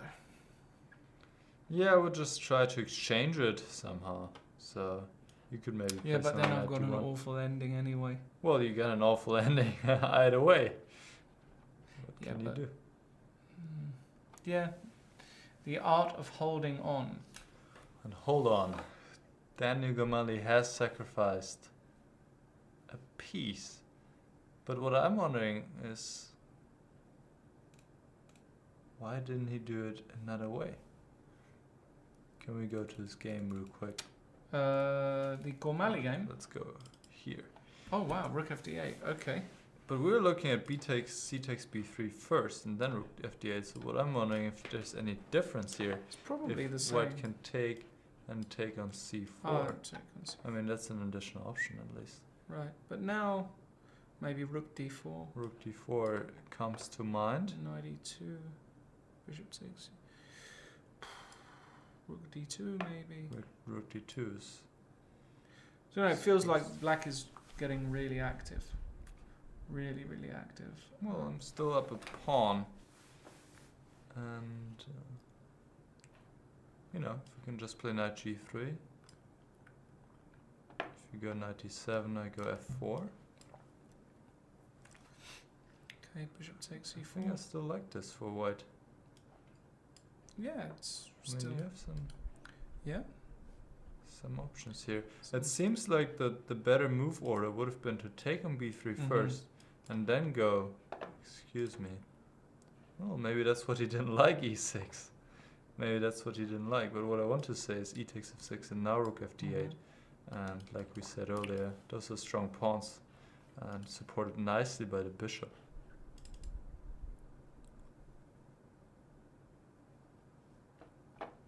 But yeah, here I would certainly consider, or even e6 here. It's also a move, yeah? You have to play bishop e8. Do you have any other move? No. Probably bishop e8, yeah, only move. And just take on c4, huh? Take on c4, but again rook d4. But I might even be able to do something like this. Yeah. I mean, this looks good for white suddenly again, yeah? If you take twice, I can immediately push f4 and f5, and wow, that's a very strong pawn on e6. Still, black is sometimes blockading. I don't know, but it's going to be very interesting. Alright, let's cheat real quick and see what the engine says. Yeah, the engine wants to take on d8 and not play e6 because again, the sacrifice, just taking on b3 and putting your hopes on those connected passed pawns, which are really a force to reckon with. So just take back here on c4.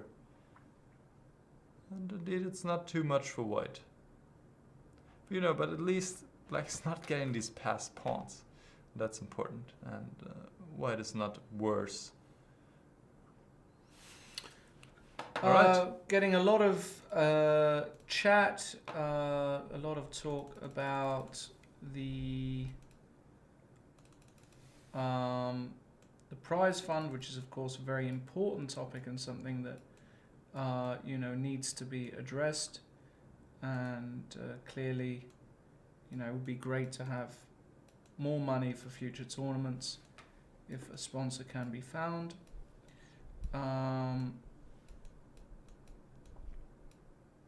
Yeah, it is an important topic, of course. Yeah, and talking about some of the grandmasters that aren't there in the country, of course, some very well-known personalities would be great for them to get there.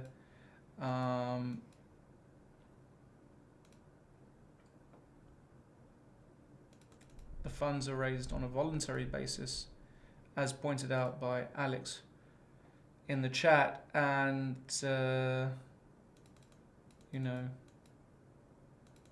interesting.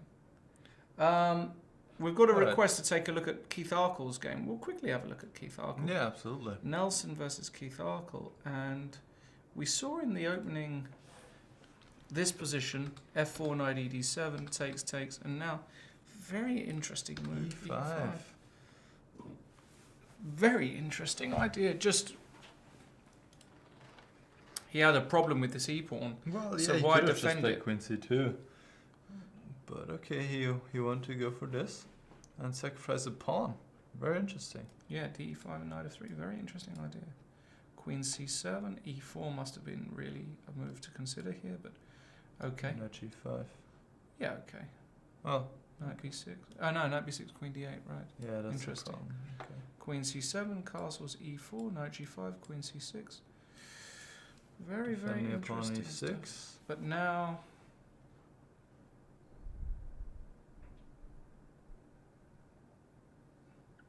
now it feels like white has to play with a lot of energy here, of course. Yeah, because his pawn e4 is very He strong. just played a move that I was thinking of, actually, knight a3. Mm-hmm. Very interesting, threatening bishop b5. Well, one problem I'm having is that I cannot just kick your knight because you have bishop h5 check. Right. And that would be quite unpleasant. So I do have some time and I can keep my strong knight here on g5 and have all these ideas. So now, there are threats, potentially bishop b5 is in the air, knight b5. What is black doing next? Probably something like bishop e7. Yeah, but now Oh, what no, do you... bishop c4, Bishop c4 yeah? Oh, is it's a a big problem yeah. because usually I want to move my knight in this situation to protect upon e6 with the bishop, but here if I move my knight, white can play bishop b5 and pins the queen. So yeah, knight a3, a good try by Nelson, and black now has to answer the question how to deal with this bishop c4 threat. Very tricky. Looks like Maybe a6.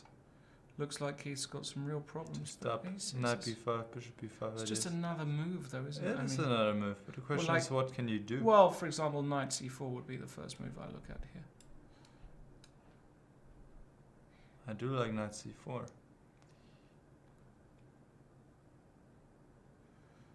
Yeah, the more I look at it, the more I like it. White's developed. It doesn't look pretty for Keith. I would be very concerned if I was a Keith Arkle fan at the moment. Let's go to Richard Pert versus Mike Waddington. We haven't had so many moves here. Takes 6 castles.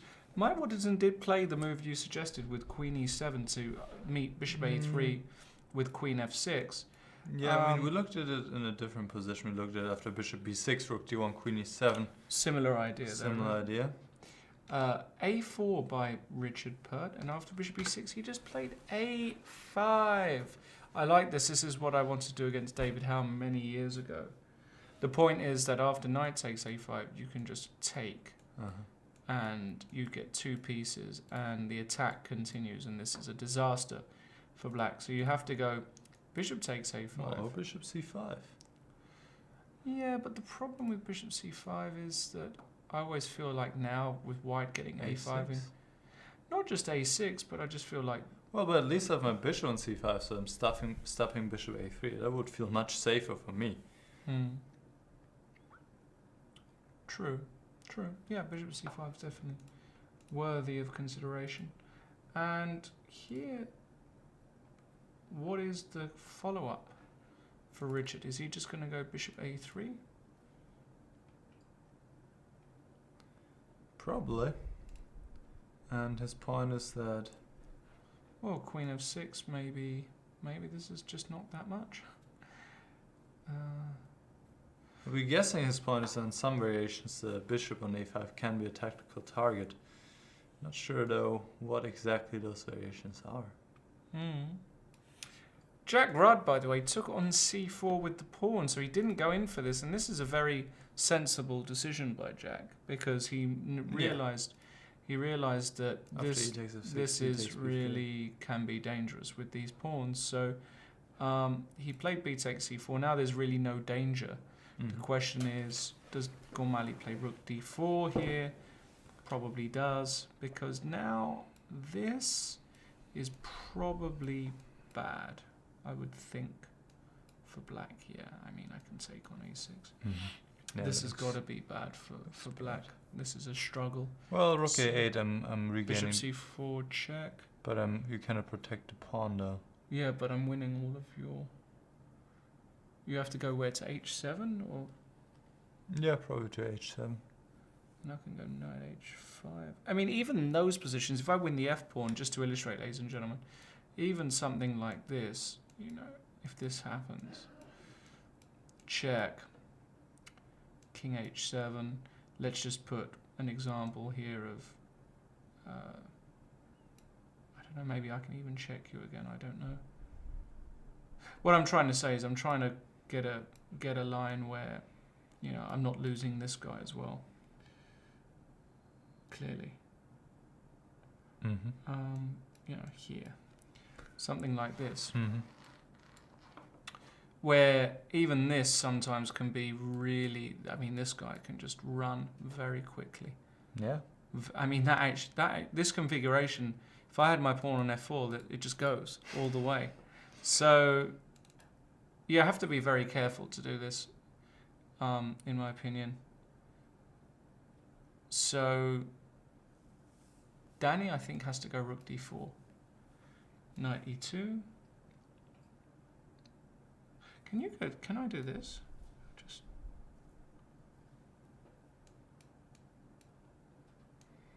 No. I just can't. I just can't, yeah. This is just... Yeah, I can't do this. So, rook d4, knight e2, I have to go rook d2, right? Takes and takes. Well, this is fine for black, I think. But we were looking at earlier at knight g3 here, simply. Yeah, and the knight's coming to e4, right? Yeah, a lot of ideas. I like this for white. I think, practically speaking, quite difficult to solve. Ugh, and the Mark Hebden position, He has gotten a dream endgame. The dream is real. He's got a knight on e5, bossing the board. He's got dark square domination, and most importantly, he's got play on both flanks. That's why Phil Brooks has just played rook a1. Yeah, it's important to point out, maybe. Here a4 immediately could have been answered by rook a1 still. And it's not that clear. Black would need to play a3, but then the question is this a strength or weakness for black? So, well, I think you can win the pawn. That's the point, I think. Yeah, bishop f1, rook f2. Yeah. 1, 2, rook 3, h2. and it takes 1, 2, 3, 4 moves. So white would win the pawn by force. And Mark has gone knight back to d7. So maybe he wants to go knight b6. What Mark a4. really wants is to get all the rooks off the board. That would be a dream scenario for him, because then the king can come in via e5, and this would be unpleasant. Yeah, Mark is doing great in that game. Nick Pert played knight h5 as expected. Going back to the main game, Peter Wells did, after a monumental think. How long did he think for here, Peter? Let's have a look. 20 minutes. 24 minutes and 3 seconds before he played knight dc4. It is the best move, however, and is not so far behind on the clock, which is important for Peter Wells fans. But even here, rook c8 is interesting. Feel like the initiative is with Mickey. In the David Howell game, looks as though David is turning the screw ever so slightly. He's got the typical position where he's playing against the isolated queen's pawn. He's exchanged a lot of pieces, which is what you want to do when you play against the isolated queen's pawn, because the endings are always favourable for you. And when you're playing against the isolated queen's pawn, normally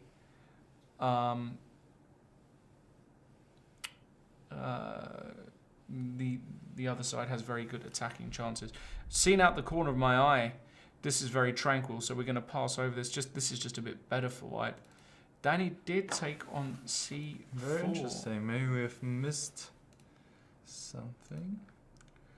So the idea is after ef6. Also, rook c1 needs to be considered. Yeah, of course. I think the problem with rook c1 Yes, though is rook d4 d4, and in there's this move order. yeah, and there's no knight move. So I Well, could go to g6. feel like I'm losing coordination there somehow. Mm-hmm. Knight g6, knight d5. Mm-hmm. Yeah. So e6 f6 is very possible. Bishop takes f1, and we could get this position as we spoke about, Niclas. And who knows? All three results possible, in my opinion, still. And Mickey plays a move that looks so odd to me. B takes c5. Might be fine because his idea is he wants to go knight c6, knight d4. I mean, I just wouldn't like to have the isolated pawn, especially if the knight can come to b3. But maybe it's completely fine. Well, certainly a surprise to me as well, because there was no need to. But to maybe weaken it's your a pawn good move. structure like Maybe that. it's But actually. he's looking for imbalances, and that's what he's getting here. He Yeah. didn't want to play the completely symmetrical pawn structure. And that's why he's taking with the pawn, and his next moves will be knight c6, knight d4. Interesting choice. Yeah, very interesting. Very, very interesting. So let's just say b3, knight c6, bishop b2, Just and then, yeah, knight d4, and then, well, if I have to take, then black's quite happy having a nice pawn here on Black's d4, better. following up with e5, having the bishop here. So white needs to find ways to deal with this idea of knight c6, knight d4. Yeah, maybe knight b3, like you said, and then A3 or something, because knight b4 is annoying. Or bishop e3, or well, I want to go bishop f4 bishop first. f4, but then e5. Knight e5, yeah, that's only helping you. So bishop e3. And if knight b4, queen b1, maybe? Not the move I want to make, but maybe I have to. Well, it feels like the knights. It feels like still black is kind of in control here. Mm-hmm. Yeah, not sure. But yeah, probably rook d8. Okay. Yeah. And the other side is to bring the knight to d3. Yeah, that's what I'm saying. There's a lot of weaknesses now in the white camp. It feels like it's all very concrete, though. I mean, I might have also the ideas like knight a5. Right. Anyways, we'll see how this develops. But yeah, let's go back here. So this is where the action is right now. Bishop takes a6. All quickly played by Rudd, just how we know him. And yeah, the main asset for black is the pawn on c5. Pass pawn. But, well, question is, what can black do with this pawn?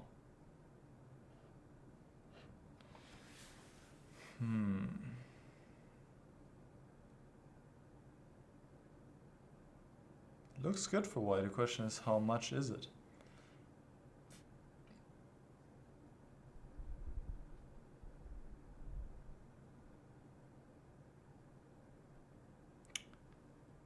Maybe rook d4 is his plan here. To go rook a4. And also to push the knight away. And if knight e6? Then rook a4. Oh, it doesn't work. So knight takes c5. Rook a5, and once again it's check. Check's important. Now he played rook a8 actually, so rook a8 is on the board. Okay. I mean, so we're going down this exact and line. he'll go- Bishop c4 on the board. Where do I put my king though? probably h7. But maybe he can just force a draw with bishop d3. If you go king f8, I can go knight e6, and you want to go king e7, right? Mm-hmm. Mm-hmm. You cannot take now because right. the rook c8. Right. I think he's going to go king f8.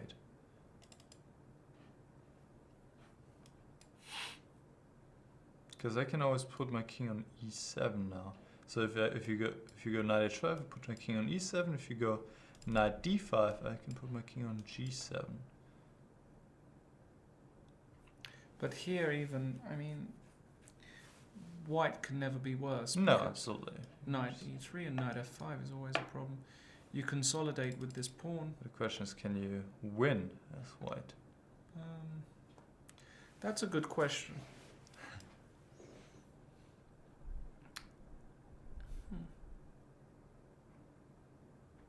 I'd go knight e6 check probably, Mm-hmm. and knight g7.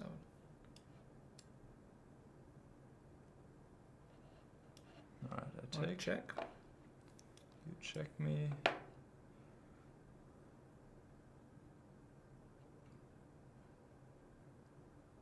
I'll go somewhere. Yeah, I to just go cover king g2. King g2 2. probably.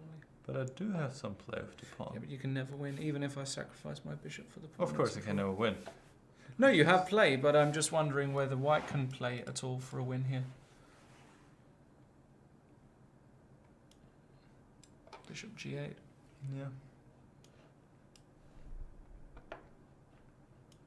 King g3. But even knight e3 and you can start losing, right? Yeah, okay. I first have to play c4 and then rook c2, of course. Yeah. Well, maybe I'll go king g3 here even. You can go rook c1. Yeah, it's most likely should be a draw, but who knows? Who knows? Maybe we'll see another upset by Rudd. But even if he draws this game, he's doing excellent Yeah.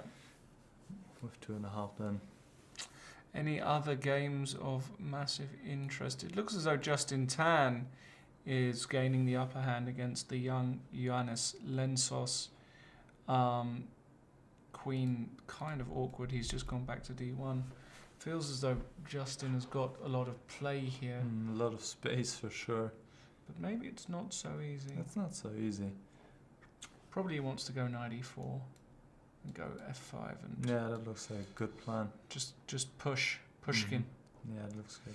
So still play there. And what else have we got? Nothing on the top two. Gawain Jones did take on c3 eventually. Queen c2 takes, and g6. And he is a pawn up here, but white has got a lot of activity. The first move I would look at is bishop f4. Maybe even bishop h6. Bishop or bishop, but then maybe he'll just offer the exchange of bishops. Yeah, and I want to put my bishop on g5, but maybe it's not that useful. Well, I mean, yeah, I mean, maybe. Okay, that's not what's going to happen. No. Well, it might happen. Well, actually, what else can Why he do? not? Why wouldn't this happen? Because Jones wants to win. Yeah, well, then he's going to have to risk. He's going to Here, have to queen play. d6, I might have a5. That's Yeah, my plan. exactly. Not easy. I think a repetition is a legitimate possibility here with bishop h6. I don't see Jones repeating. Well, he can go rook e8, but that feels like it's asking for trouble. I mean, I just want to play this move so much. But why not? What do you do here? I'll take. Here? Nah. Oh, you just want to take? Okay.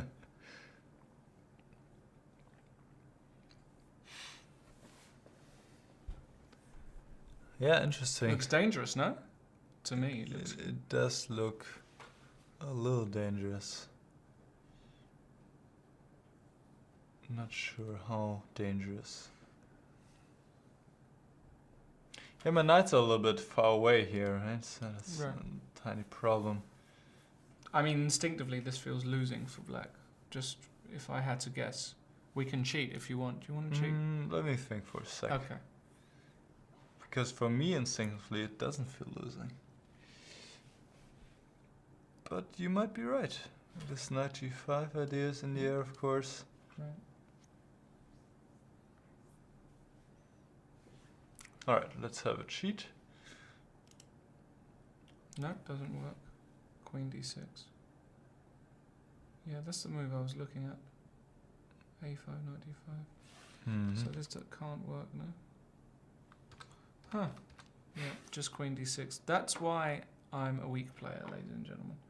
Felt good, was never good. Even bishop takes c3 is working, which is surprising because I thought of the knight Knight g5. g5 looks horrible, right? But Probably just queen d7 and everything's fine. Yeah.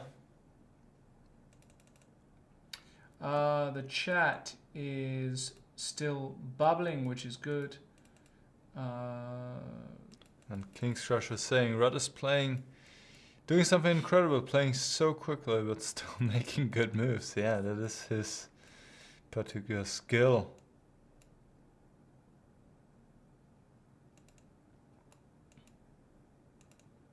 All right. Just looking at the chat. Yeah. We should also check out the Twitter sphere sooner or later. The Twitter sphere. Remember to send us #C24live.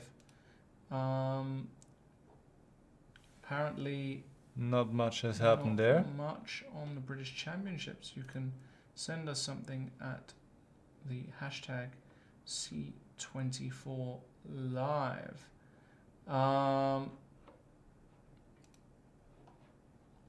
In the chat, in the Chess24 window, people are commending the new commentary. Thanks, guys. We appreciate that.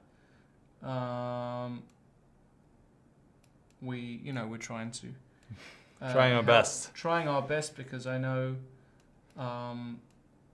that last year the commentary there were some technical problems with Andy Martin.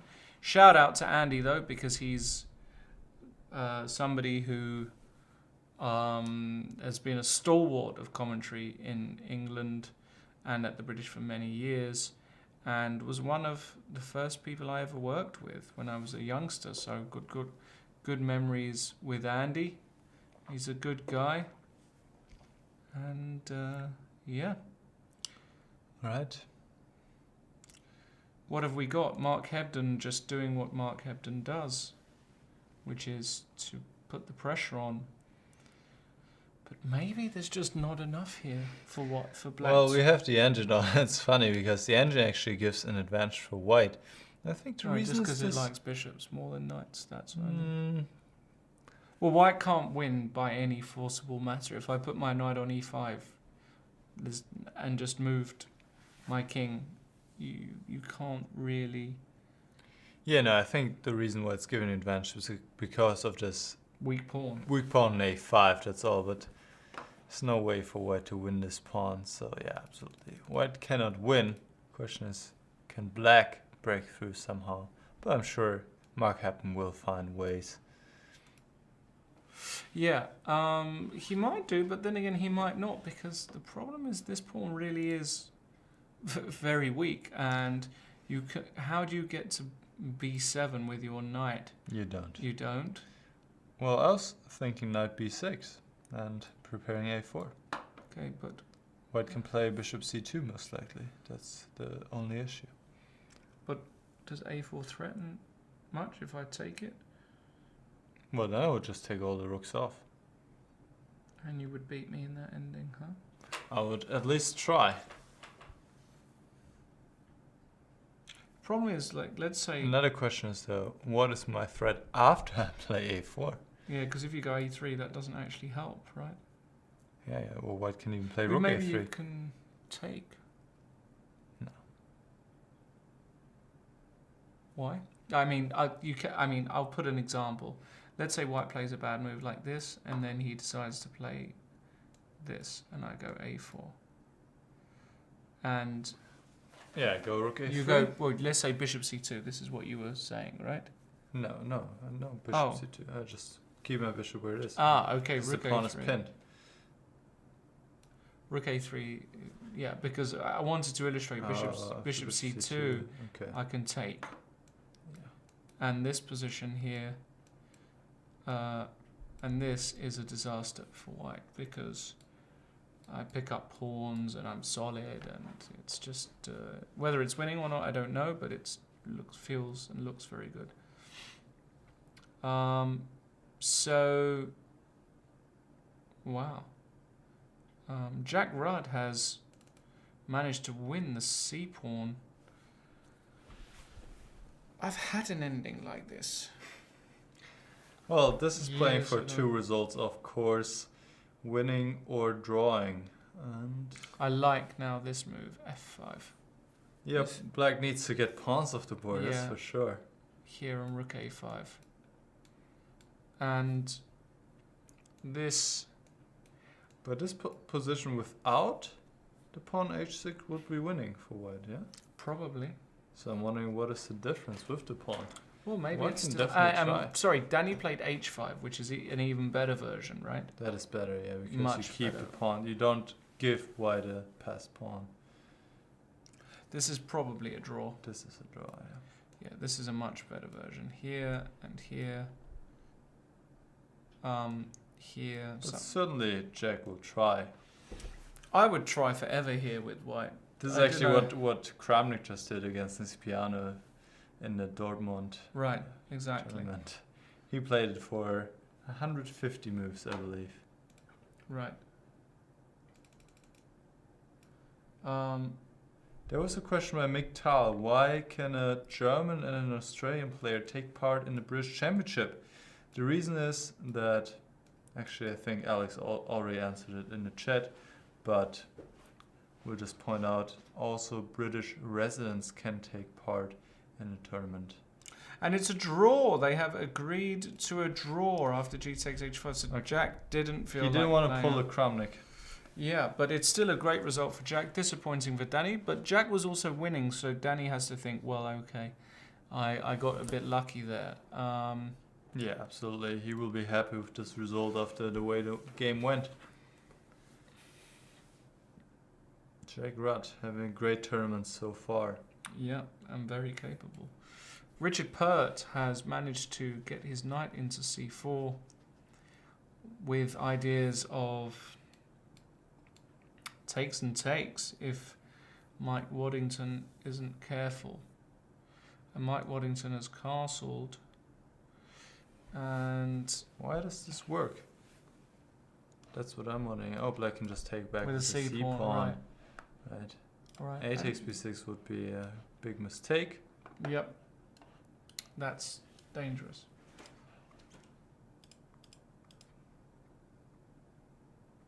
So what is white doing here?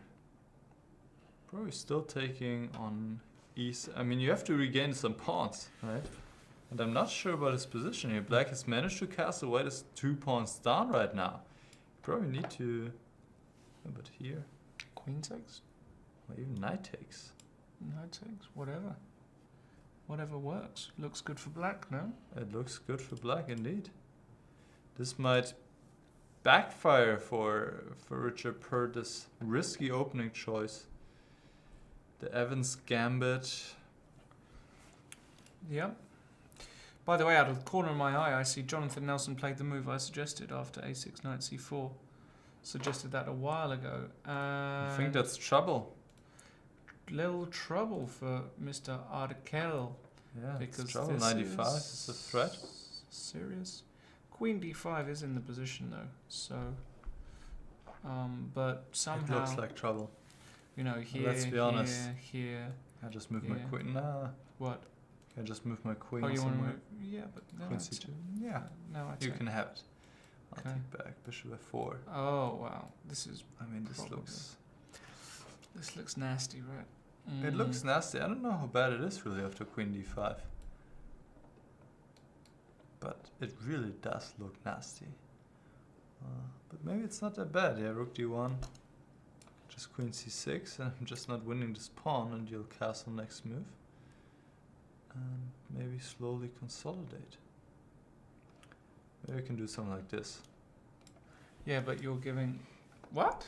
Wow. That's a That lot. would be nice, yeah? That's a lot. Wow. Nice. Very good. But So here I might be doing well again.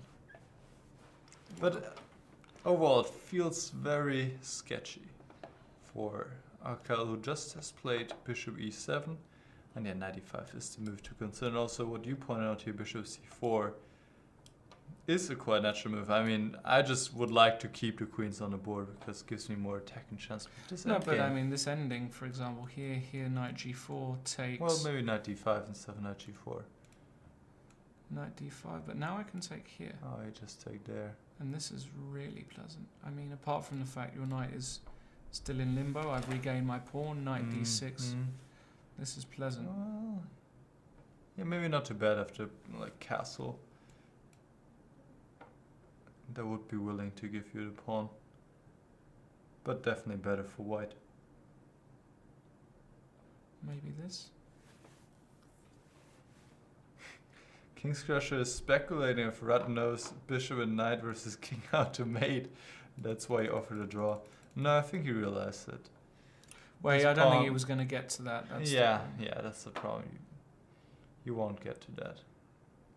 But you could try. I mean, I would have certainly tried. Just make some moves, see if there's anything. And then you can always take a draw later. It's not like, I don't know, it always seems like he's in a rush. He's playing quickly and then he just makes a draw immediately after he reached that position. It's a good result. It's a good result. It is a good result. But, you know, you can Eggy! This is getting exciting. Eggy played bishop a3, rook e8, rook e d1, try. queen c8 and h4. Very creative stuff. This, if he wins it, this could be game of the day. For me, this is very creative. This looks dangerous. I like it. I like what he's doing. Oh, and knight He's e5. definitely giving Gawain Jones a run for his money I here. like this though. Eggy playing with a lot of confidence. Knight e5, you probably have to take it.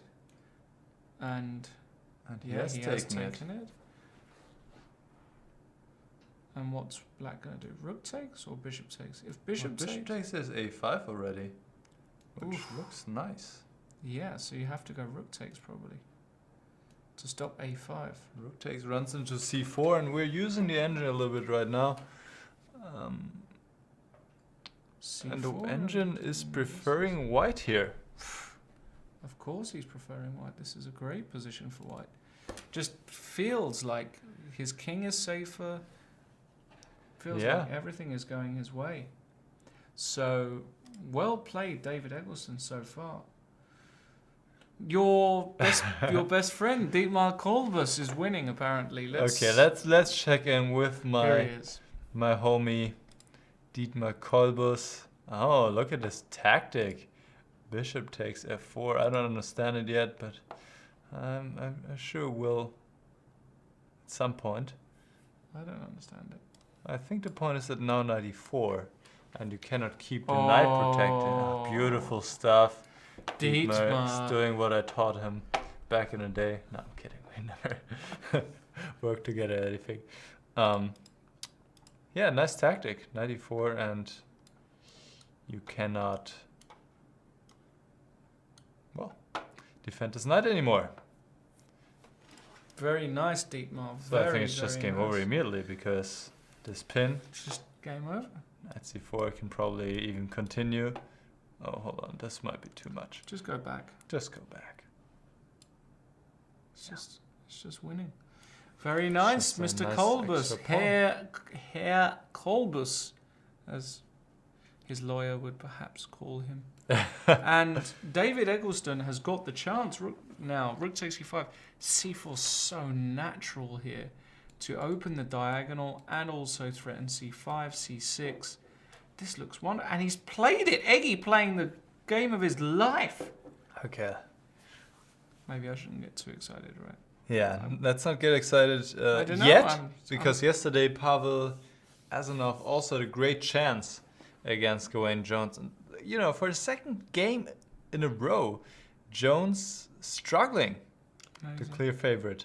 Amazing. This is what we should do. We should go and get another glass of water and a cup of coffee, because it's right at that time in the round. By the time we come back, we'll see all of the time trouble action. There'll be action-packed, loads of really interesting games still going on. Eggy versus Jones, Howell, Husker. We've got Wells, Adams, that's heating up. Even Pert, Bachelor looks like it could be really interesting. Oh yeah, very absolutely. soon. And I'm liking this round. it's a great round. We're going to be right back. Don't go anywhere. Yep. Get a cup of tea, but that's the most you can do. Don't go. All right. See you soon.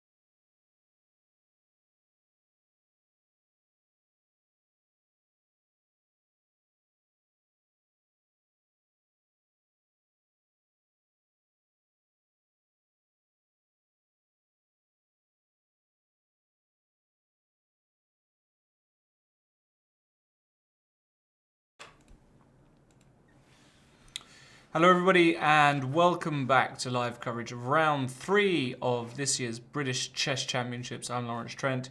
Niclas Huschenbeth. Huschenbeth, the monster from... The Hamburg hacker, right? The Hamburg hacker. Yeah, well... You're not really much of a hacker, you're kind of... You can be, I've seen you play quite... Anyway, enough about us. Let's talk about the games still in play and some of the big games of the round still happening. We've got Wells versus Adams. We've got Howell, Husker. We've got Eggleston, Jones, which is looking like a little gem. We've got Pert, Bachelor as well. We've had one result on the top boards. Jack Rudd has got another very good result under his belt for the tournament, drawing against Grandmaster Danny Gormalli. Had a winning position at some moment, but Danny managed to find a way out. So let's go to the games and particularly to which game are we? Well, we're on the Howell game. It looks as though David has managed to start out. Yeah, he's just slowly caressing the position. He's not slowly caressing Jovanka. That would be I'd be getting complaints. I'd be getting complaints. David would be getting more complaints. And yeah, this Queen A3 move, this is a really strong Grandmaster move. Just tickling this A7 pawn, just trying to promote... Tickling, caressing. Yeah, just trying to provoke some weaknesses if A6. Now there are all kinds of dark squares you can work with. And this bishop, it's kind of... Jovanka wants something to happen, but I just don't think it's going to happen. For example, here. And if you go here, I think I can just go here. And White is slowly just, outplaying Jovanka. Let's not focus our attention there because I think there are more exciting games. Yeah, people want to see the Waddington game. Waddington. Waddington. Wow, what happened? Yes. He's bungled it. Blundered. Mike blundered. He had a great position around here. Looks as though...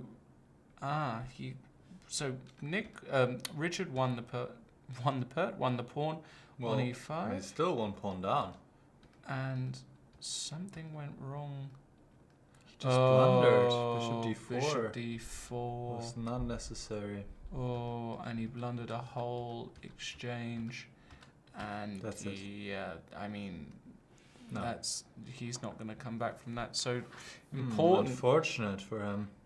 And the Hebden game is also interesting. Phil Brooks versus Mark Hebden. A4. Yeah, he allowed A4.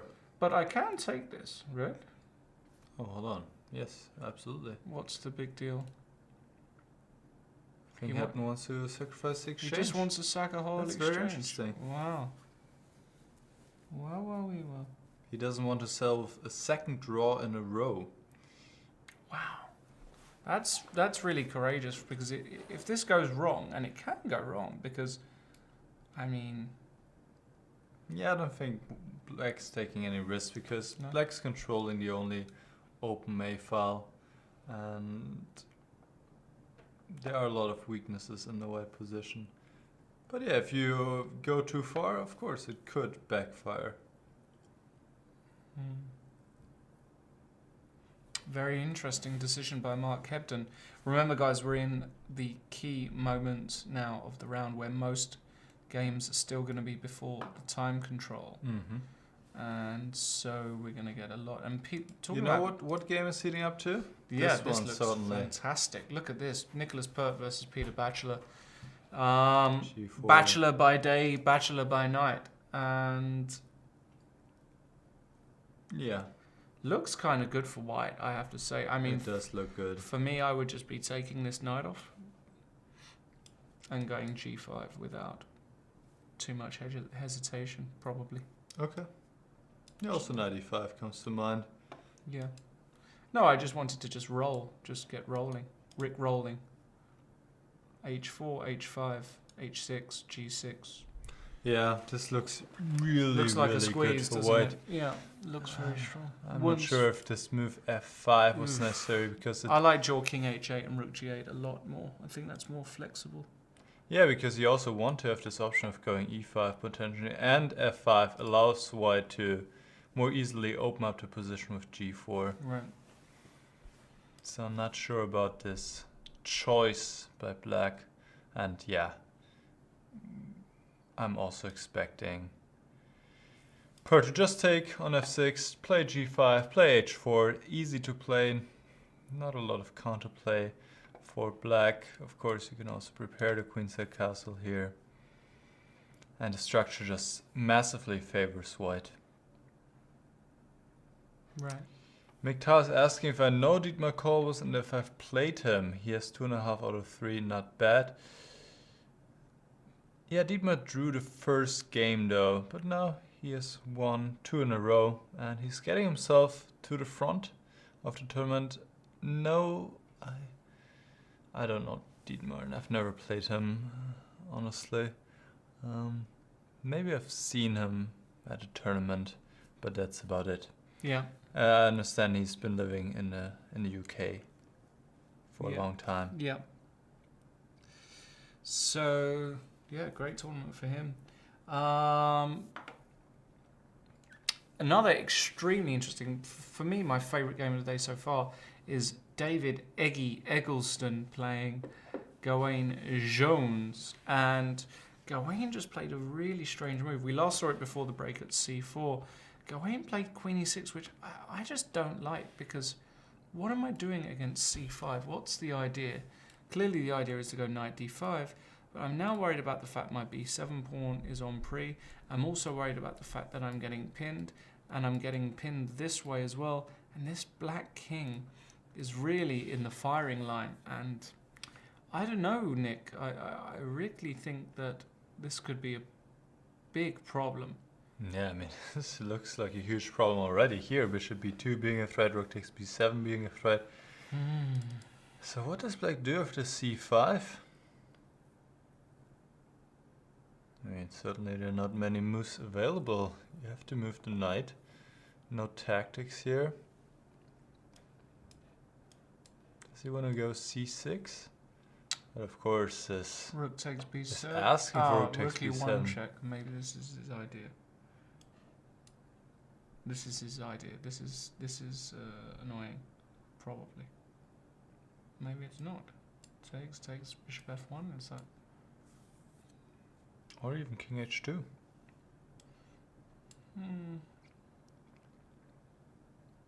Yeah, but king h2, I do run into. I start running into this kind of thing, which I don't even want to bother calculating. But then, you know, I have answers, like bishop b2. No, but knight g4 check. And now you can just take on c4 here. I can take on c4 as well. I don't. Oh, knight takes c2 is also possible. That's... No, but I don't want to start doing that. So I think actually after c6, you just go bishop b2. Put it, because you can always win this pawn after. What is? So you just rook e4 and then take on f6. I take on f6. Queen takes f6. Only move. Now the question is, do I take on b7? You can take on d5 first, or take on b7.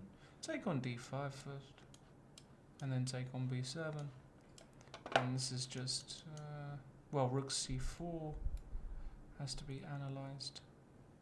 Rook c4 is a little bit unfortunate. Well, still I feel. But even here, queen d2, right? With queen h6, that's huge threat.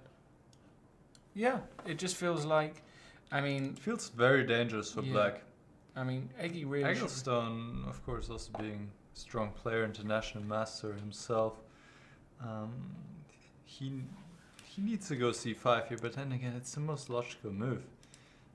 Hitting the knight. Of course, you will also calculate moves like bishop b2. Right. Which is also quite interesting.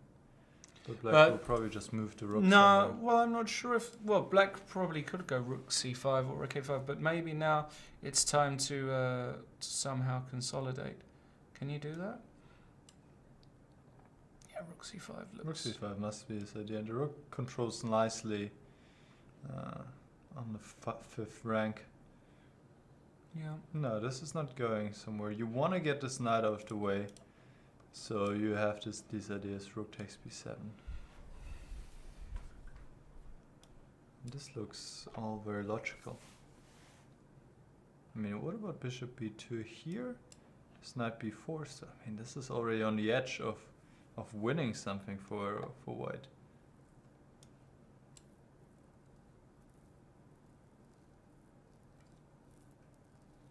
mean, even this.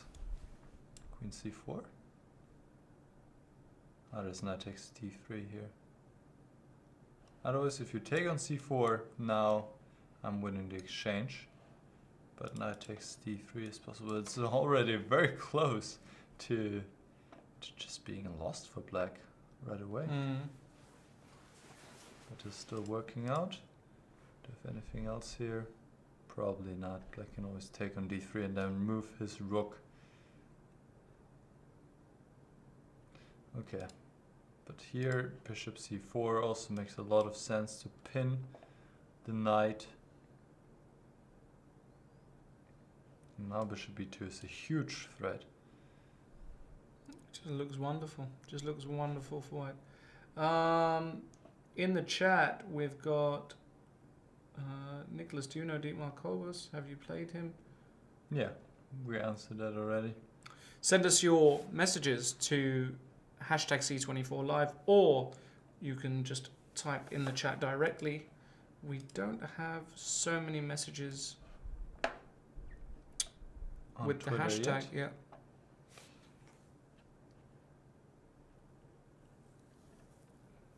And Nick Pert, by the way, played rook. And Eggy has played c5. He's playing really. He's playing very This well is and an playing excellent very game. aggressively. This is an excellent game. This is one of the best games this is one of the best games I've seen Eggy play. So we'll keep an eye on that. Niclas Pert played rook g1 after taking on f6, and now just knight d6. That is an outrageously confident move. The idea of taking with check, he's just going to go here with the claim that he gets a lot of compensation, and this is probably correct. This is true. So what is Nick going to do against this? It's difficult to say. Maybe he'll just go knight e5. Well, certainly now g5 doesn't make as much sense anymore because you removed the rook from the h file. Or bishop d3, yeah. He just played bishop d3. Also makes sense, but Bachelor is, he's a tricky opponent, is young Peter Bachelor. Well, you need to get a king out of the g file, I believe. Probably king h8 now. King h8. Because if you play knight e4, white could take on f5 and take on e4, I'm pretty sure. Yeah. Well, actually. Well, even that's not totally clear. Not that clear. Very tricky in the game of the round for many. Wells Adams, a grandmaster clash already in round 3. Peter's played rook f to e1. Looks as though Mickey though is on the front foot. That said, if bishop a6, I like the idea of going bishop f1 and putting the bishop on d3. That said, sometimes you have to deal with knight d7, knight c5. Looks comfortable for black, having a space advantage and some open files to work with. Peter Wells only has, I believe, 10 minutes for 20 moves. And I remember at the very beginning of this round you said, if there's one thing I wish for today, then it's Peter not getting into time trouble. But seems like your wish will not become true. I think he just had too much to analyze on move 13. Eggy has played the best move, bishop c4. Eggy. Oi, oi, oi. Is this going to be upset of the round? David Eggleston. Has he got enough to beat one of the favourites? This would be a huge result for the competition. Yeah, of course. Any result where the top 3 Adams, Howell and Jones give away points to the other players is huge, because we have to remind ourselves there's a huge gap between the top 3 and the rest of the field. I think Jones having more than 100 points more rating than the number 4 seed. Is that right? No, not quite. Not quite? Niclas is 2570. Okay, so 80 points. Yeah, it's still a big gap. So when they do drop points, and c6 has been. We might go down this line. And, this exact and now line. Bishop b2, rook e4. Yeah, I mean this is really. I mean, he's going to because the problem with rook b7 is this Rook e1. Yeah, you don't want to allow this. This, as we said, is 93. Yeah. oh, Nicely done, Mr. Trent. I remember. Oh, we saw it. We looked at bishop bishop e5 e5 first, but this is first better. This is mate. This is really bad. No, he will not do this, of course. He will go bishop b2, and we're gonna go. Will he? Yeah. Bishop Okay. b2. Yeah. I mean, rook e4 is forced, only square for the rook, and now takes on f6, takes on d5, and then rook takes b7. Of course, what you need to see is that here rook c4, you have this idea of queen d2, Very important move. and then queen h6. Oof. Nasty. It's winning. Nasty. So that's what you need to see. But if once... Oh no, he's taking on b7. I told you he could take on b7. I said Eggy's very capable of taking on b7. That's unfortunate. Things are still not over because after here he just has Things to block. are not over, but... Yeah, this is really unfortunate. Yeah, he had to play bishop b2. He wasn't aware of the danger. Maybe here he can just go king h2, But why would you allow any of this? This is looking dangerous. yeah, it's true. Because he's Eggy, and that's Maybe what, he missed this idea it's of what queen Eggy, d2, queen Eggy h6. lives for the danger. No, he But doesn't. otherwise, this line we just looked at, you know, it's very straightforward. You get a rook to the 7th rank. Right, with this c pawn. But if you see rook c4 and don't see queen d2, then you can... Yeah, maybe that was the culprit. Okay, so Jones again given another lifeline here in this tournament after being in big trouble yesterday.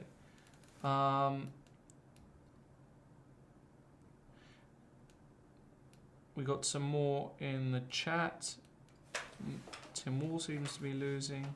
Justin Tan seems to be winning against Lensos. Yeah, this is bad. A piece. It's a piece. It's over, so we won't concentrate on that. That's a technical task. Mark Hebden, is he playing for a win now? Look at this. After a4. He was playing for a win the whole time. Yeah. King b3. This looks normal. Knight e5. And now rook takes f6. Rook takes c4. And if king d2, rook takes e4. The problem is that these white pawns can really... They just drop one after the other. Yeah. And this king is perfectly placed. Yeah, perfectly safe. Mark is very capable of winning this game. Very, very capable. Should be a draw somehow, but... Yeah, it seems what you need to do is here go after this the c7 pawn, yeah? Rook f8, rook c8. Yeah, that looks like it would, you know. But yeah, this is certainly much more difficult to play for black. Niclas, question for you. What is your take on the HSK, the HSK? Hamburg Hamburg, Chess Club. Louis Engel, do you know him? Yeah, he's a very strong young man. Okay. So we shall see how he develops. And We have a special guest, we have a Niclas. special guest, so I will You... empty my seat for now. Trent. Coffee for Lawrence Trent. It's my personal assistant who's coming in. All right. Hello. I don't think you're on camera yet, but we have got What's happening here? the one and only Jan, Thanks, the Niclas. man, Gustafsson. What's We up? will give Niclas a short break. This is, for all of you who don't know, from England, even though he doesn't look like one, a grandmaster from from Hamburg. Here, actually, he was actually born in the studio 35 That years is ago. true. And, oh no, Eggy, don't do it. You have to go bishop f1. We had this position. David Eggleston was playing beautifully, Jan, in this position. Bishop c4, c6. And now if he just played bishop b2, he would have had a wonderful position. But he took on b7, allowing all of this counterplay. And now he could fall for a very famous little trap with knight e3, and that would be very sad for David Eggleston fans. I'm not planning to interrupt. What are we talking about? Which tournament is this? What's going on here? Give me all the details. It's the British Championship. British Championship. Who can participate? Like British people? Even you can. So it's the Open British Championship. No, it's people who are residents in Britain and Ireland, and obviously who have registered with the federation. What if I'm Indian? Can I play if I'm Indian? No, you used to be able to play. Back when I used to play as a junior, you used to be able, because it was part of the Commonwealth, but they stopped that. So you can only play if you're a resident in Britain, and if you work or whatever in Britain, and are English. So Scottish, if I work in Britin, but I'm not a resident, I can participate? No, you probably can't. Even if I was German? Or like... You can't participate in that sense. I don't think you'll be able to participate in any British Championships ever. So I can't ever play, even if I settle down in London, I don't like think so. married a British wife, got a job at whatever jobs you have there. Probably not that many for foreigners, right? But I think we're like the biggest jobs creator in Europe. But apart from that, okay, I'm asking. I'm eager to learn. So back to chess. My man Peter Wells. He's playing Mickey Adams. Is Mickey Adams the top seed? He must be the strongest, like British Brit. He's he's Sorry, I didn't mean to make you nervous. You've just made me so nervous. I can't. Sorry. Talk. He is the strongest Brit. He is the top seed. What did Peter do? Knight BD2? What kind of move is that? Yeah, actually, this has all been played before. Go Bishop D2. It's very solid. Like, don't push your luck against Mickey. He likes these shuffle back and forth nonsense. And now you have the knight there. Yeah, and here in this position, Jan, Peter played what we think is a dubious move, E4. Probably the best move here is just to play how one of the top Chinese players played recently, knight DF3, and just make a draw somehow, right? Beautiful. But E4, bishop B7, and suddenly it's difficult to defend this guy, right? It does look difficult. Queen A4?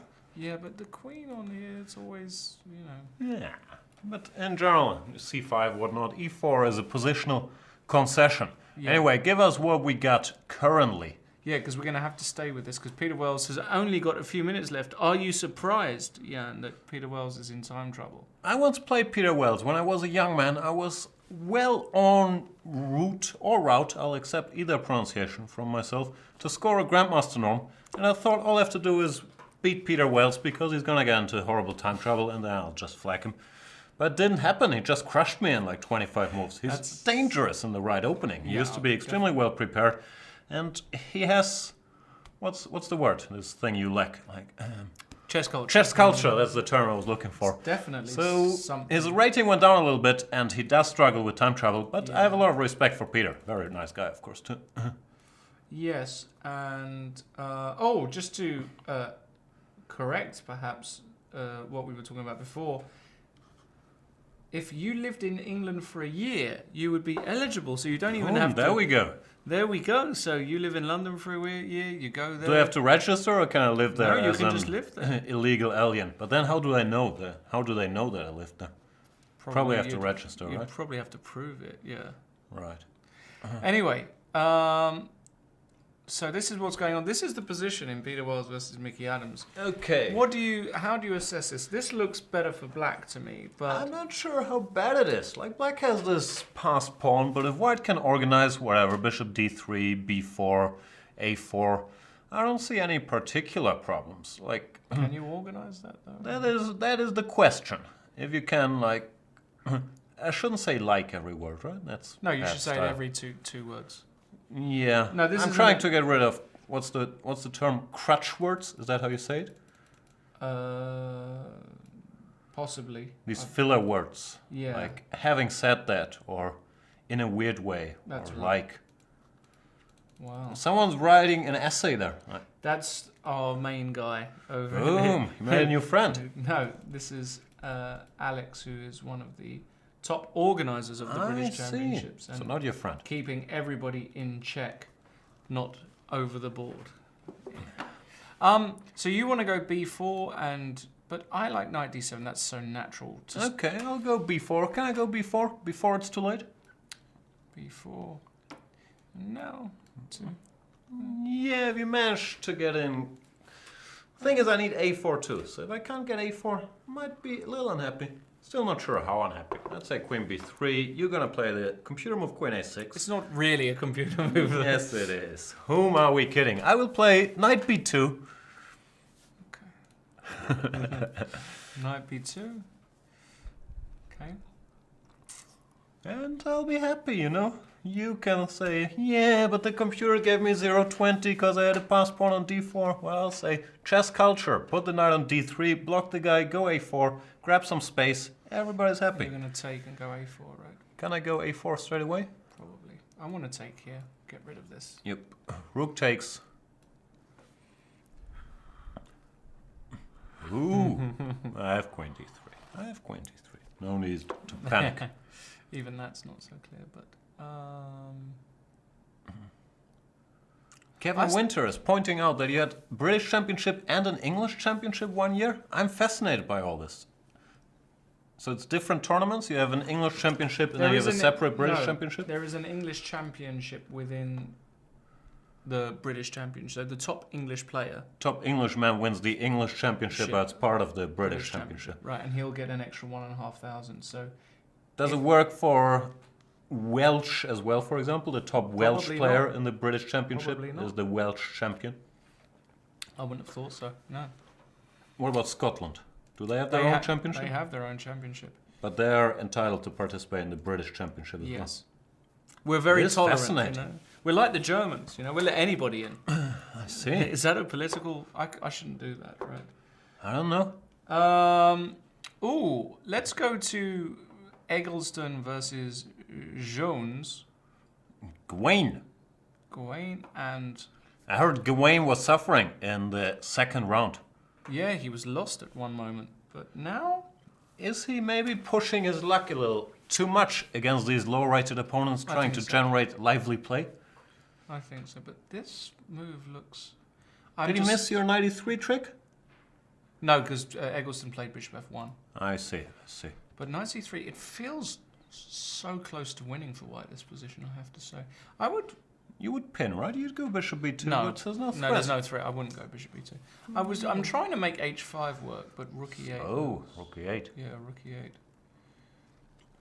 And if I do this... rook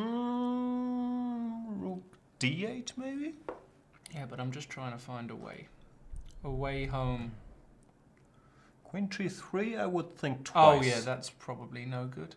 That's the sort of move I'm very capable of playing. And I said this because of queen takes f1, not because of knight e2, just for the record. Queen d3 is crap. Excuse my language. Yeah, please don't curse on this program. What about bishop b4? Is that stupid? That's probably stupid, right? Probably. Why? I don't know. It doesn't contain much of a threat either, right? a5 worst case scenario, and what are you going to do? So what's the move, Radio Jan? Radio Jan is not here. Oh, sorry, just Jan. He might join the program another day, but I don't think he's that much into British chess. He's following the US circuit a bit more closely. The English Championship prize was introduced in the late 2000s when Jonathan Rowson kept on winning the British Hang on, Championship. isn't Jonathan Rowson Scottish? How can he win the English Championship prize? He won the tournament. He won the British Championship itself, so that's why they created an extra prize for best Englishman. Correct. Because it wasn't normally assumed that someone non-English would win the tournament in the first place. So when a Scot started winning it, they had to introduce that prize. Did I get that right? You did. I think Eggy will play this or something, and he probably has to take and just accept that he's lost his advantage. Yeah. That's the way. I think you just have to take, exchange queens, and just make a draw. Will you make a draw? Yeah. This guy's weak. Yeah, this guy's probably weak. you would. So we'll come back to that. And Peter Wells is listening to you. Look at this. Yes, you should. As I said, chess culture. B4, but we've still got... but Mickey's put his queen. Why didn't he go knight d7 here? That looks so natural to me. No? I don't know. Maybe. He played queen b8, now b4, and the point is after bishop b5. How do I continue after queen b3? Je ne sais pas. Is it better for Peter now? No, that's maybe a stretch, but I think white is fine. What about this game? Do you expect Mark Hebden to win this position? I'm a big Mark Hebden fan. Marshall player. First generation Marshall player. He really is. Let's see. How many pawns does he have for the exchange? 2? Yeah. But c7 is hanging, so he's going to go c4. Rook c7, rook d5. Well, c4, I can also go rook d1. No? Yeah, but rook b3 check. No. Mark Hebden's going to win.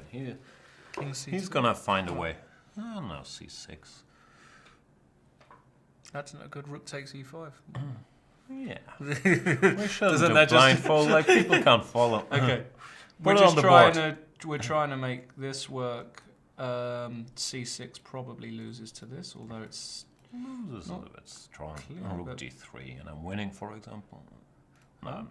rook d3, d7. No, it's probably losing. This is probably really bad. I don't know, is it? King f6? King e6?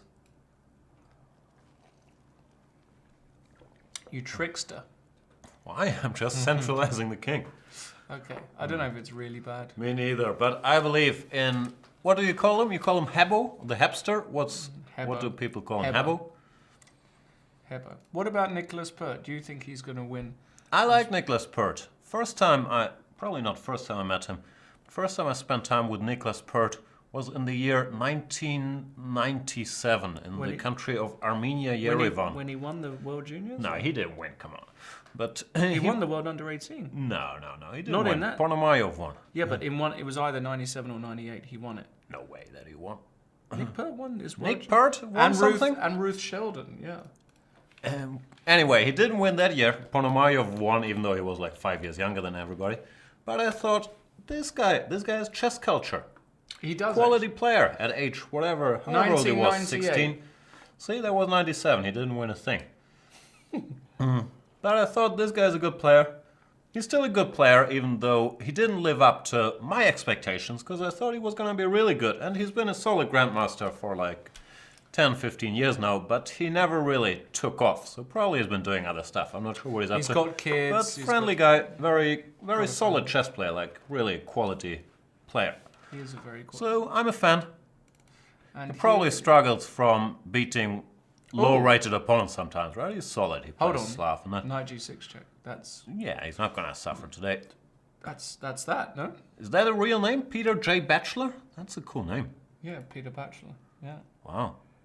Rook g6, rook g6. Bishop f7? Bishop f7, this is how I do. Bishop f5, I guess. What the hell is going on here? Well, knight f5, queen Could be a f5, draw. bishop g6, Draw. take king g8, f5. Can I go queen f7 instead of queen g7 instead of f5? Instead of king g8? Yeah. Looks like a draw. Not sure. White is gonna press, but ain't over yet. Nick's gonna Draw. press. Okay, draw. Draw. Draw. Oh, bishop f7, queen h6. Yeah, come on. You can't expect us to see that kind of That's stuff. unbelievable. Bishop g6, queen f8. Beautiful. I missed that. Did you miss that? Of course I missed it. Eggy played bishop b2, so probably we're going to get a kind of ending like this. PK is advancing. Mickey has rerouted his bishop to the nice e6 square. Do you say reroute or reroute? I say reroute. That's because Is that a British American thing or is it just random? I'm just thick. That's all I just Right. Just from, So reroute is more highbrow? probably not. Probably not, right? I don't actually know. Somebody can tell us. I've been fascinated by that question for a long time. Many different applications. Router, router, route 66, route 66.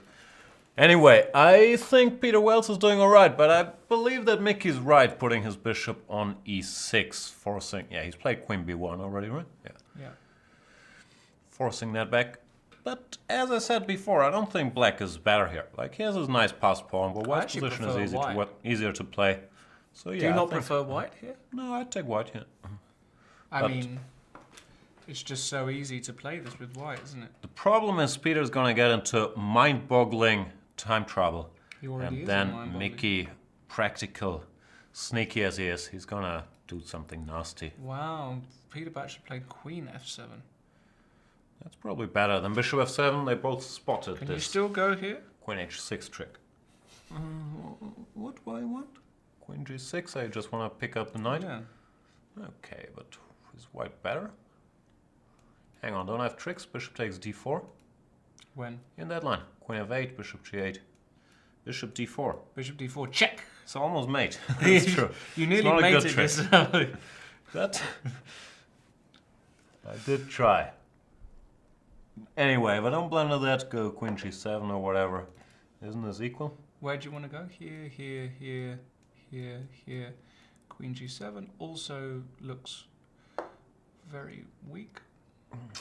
Here or something like Yeah, yeah. that.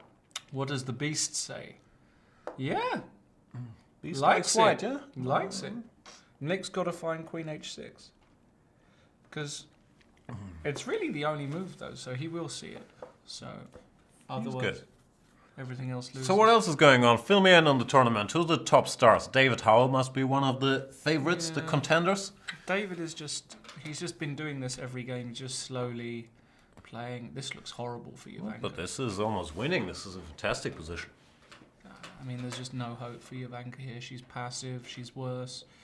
She's not even that much up on time. B7 is going to drop. B7 is dropping.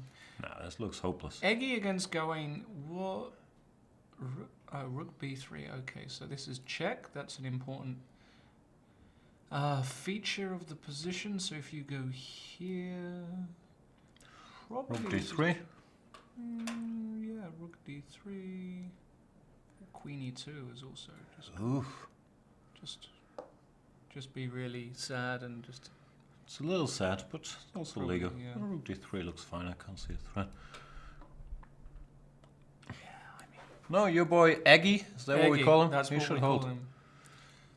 We do. Who else is there? So Gawain, David Howell, Mickey are the three top Then- favorites. then- Nigel is not playing. Nigel short. Nigel is not there. Then there's Nick Pert, who's Nick Pert. Is Richard Pert playing? Richard is playing, and Richard today was struggling, and then I think he won. He was struggling, and then Where's the old guard? We've seen Hebden, John Emps. John he playing? Ems is there. Keith Arkell. Keith is there. Arkell. The old guard is playing. Keith was struggling, and now Chris Ward is playing. Chris Ward is there. Yeah, all the old guys. No offense to any of these old guys, but would you say that there is maybe a lack of young talent in English/British chess? Well, we've got a few guys. I mean, but yes, I mean there are no David Howells or Gawain Jones as far No, as they are youngish, of course, but there's no up-and-coming kids, right? Well, this guy Peter Bachelor, he's young. There was a guy. This guy here, Giannis Lensos, he's strong and young.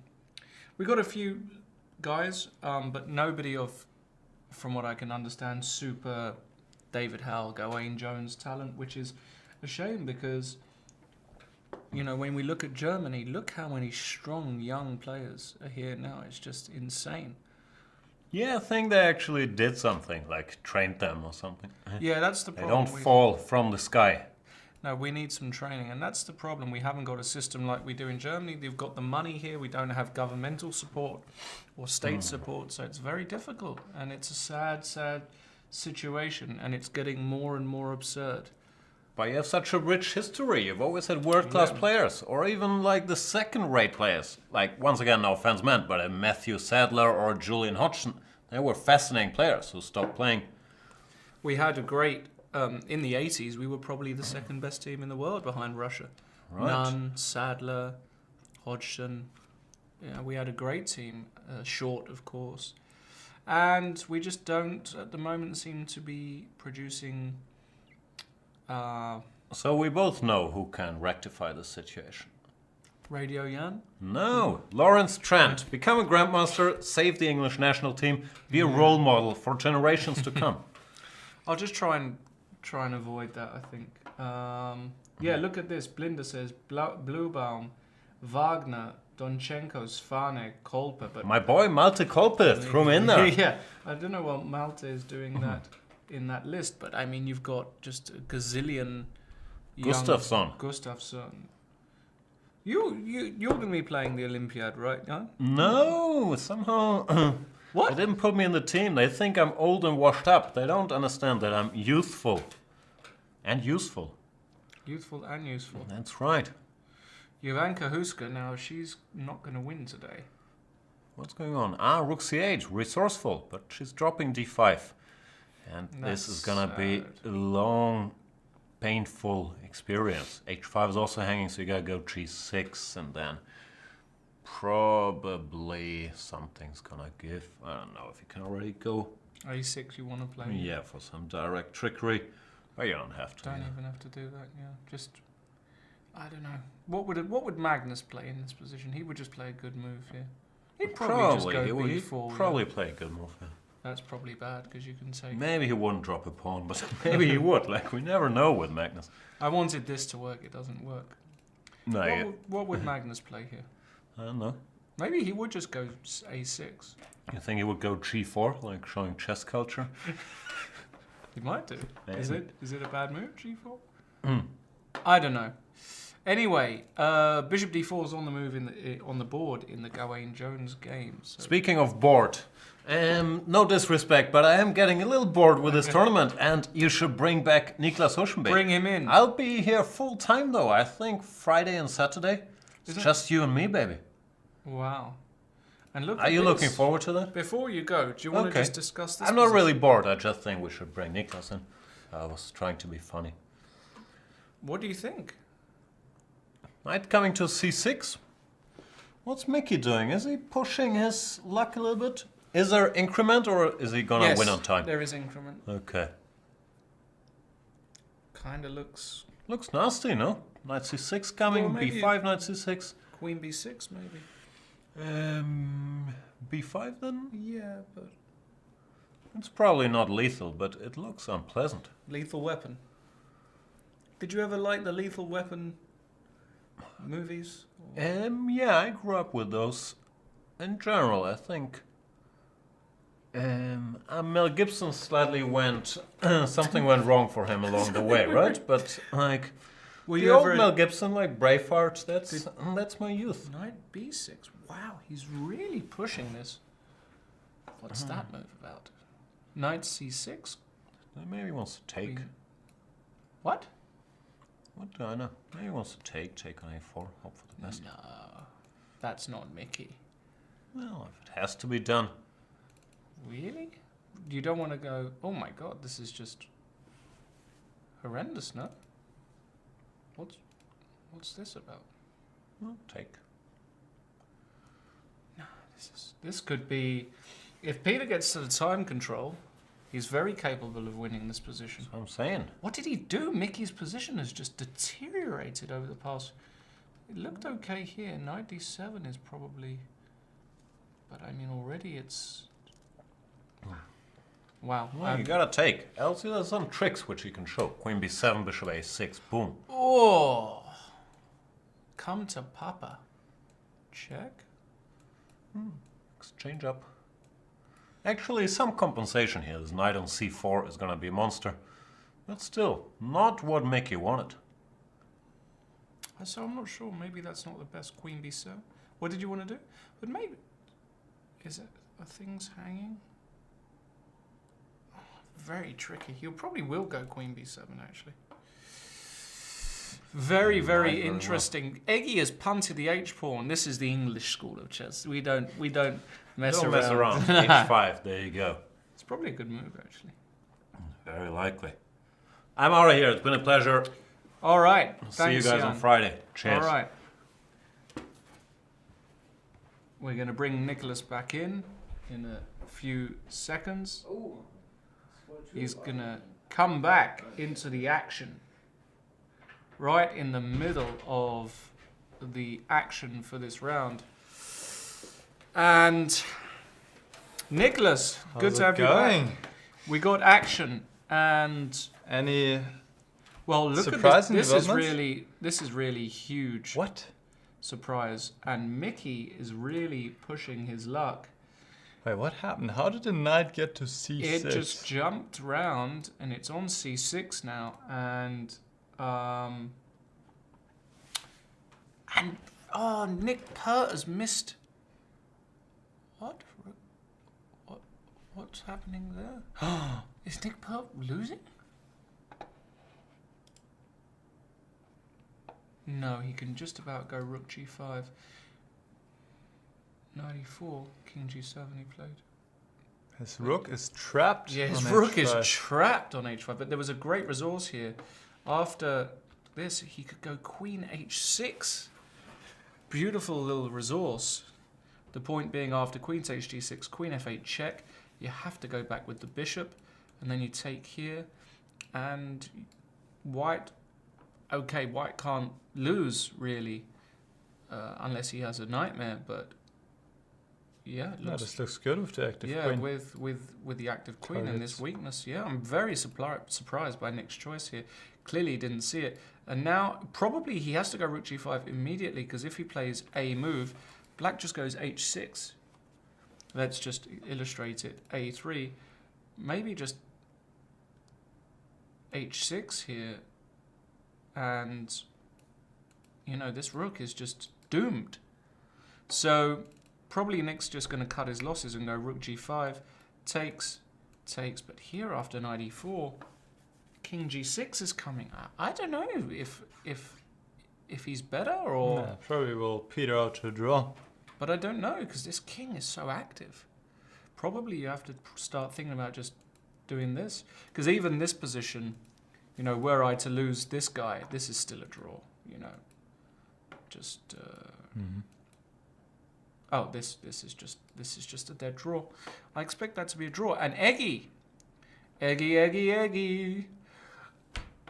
Gawain's king has ended up on h6. Feels fairly safe there, though. Yeah, there's no dark square kind of stuff. Takes, and this.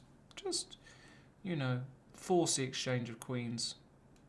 And if this, then just here and rook d2. Oof, let's not allow that. Well, white is definitely fighting here for equality. So I'm not Is sure if Eggy he'll going to get try and it. keep queens on here and just try and create some problems? But I don't see there ever being any problems for Gawain's king. Yeah.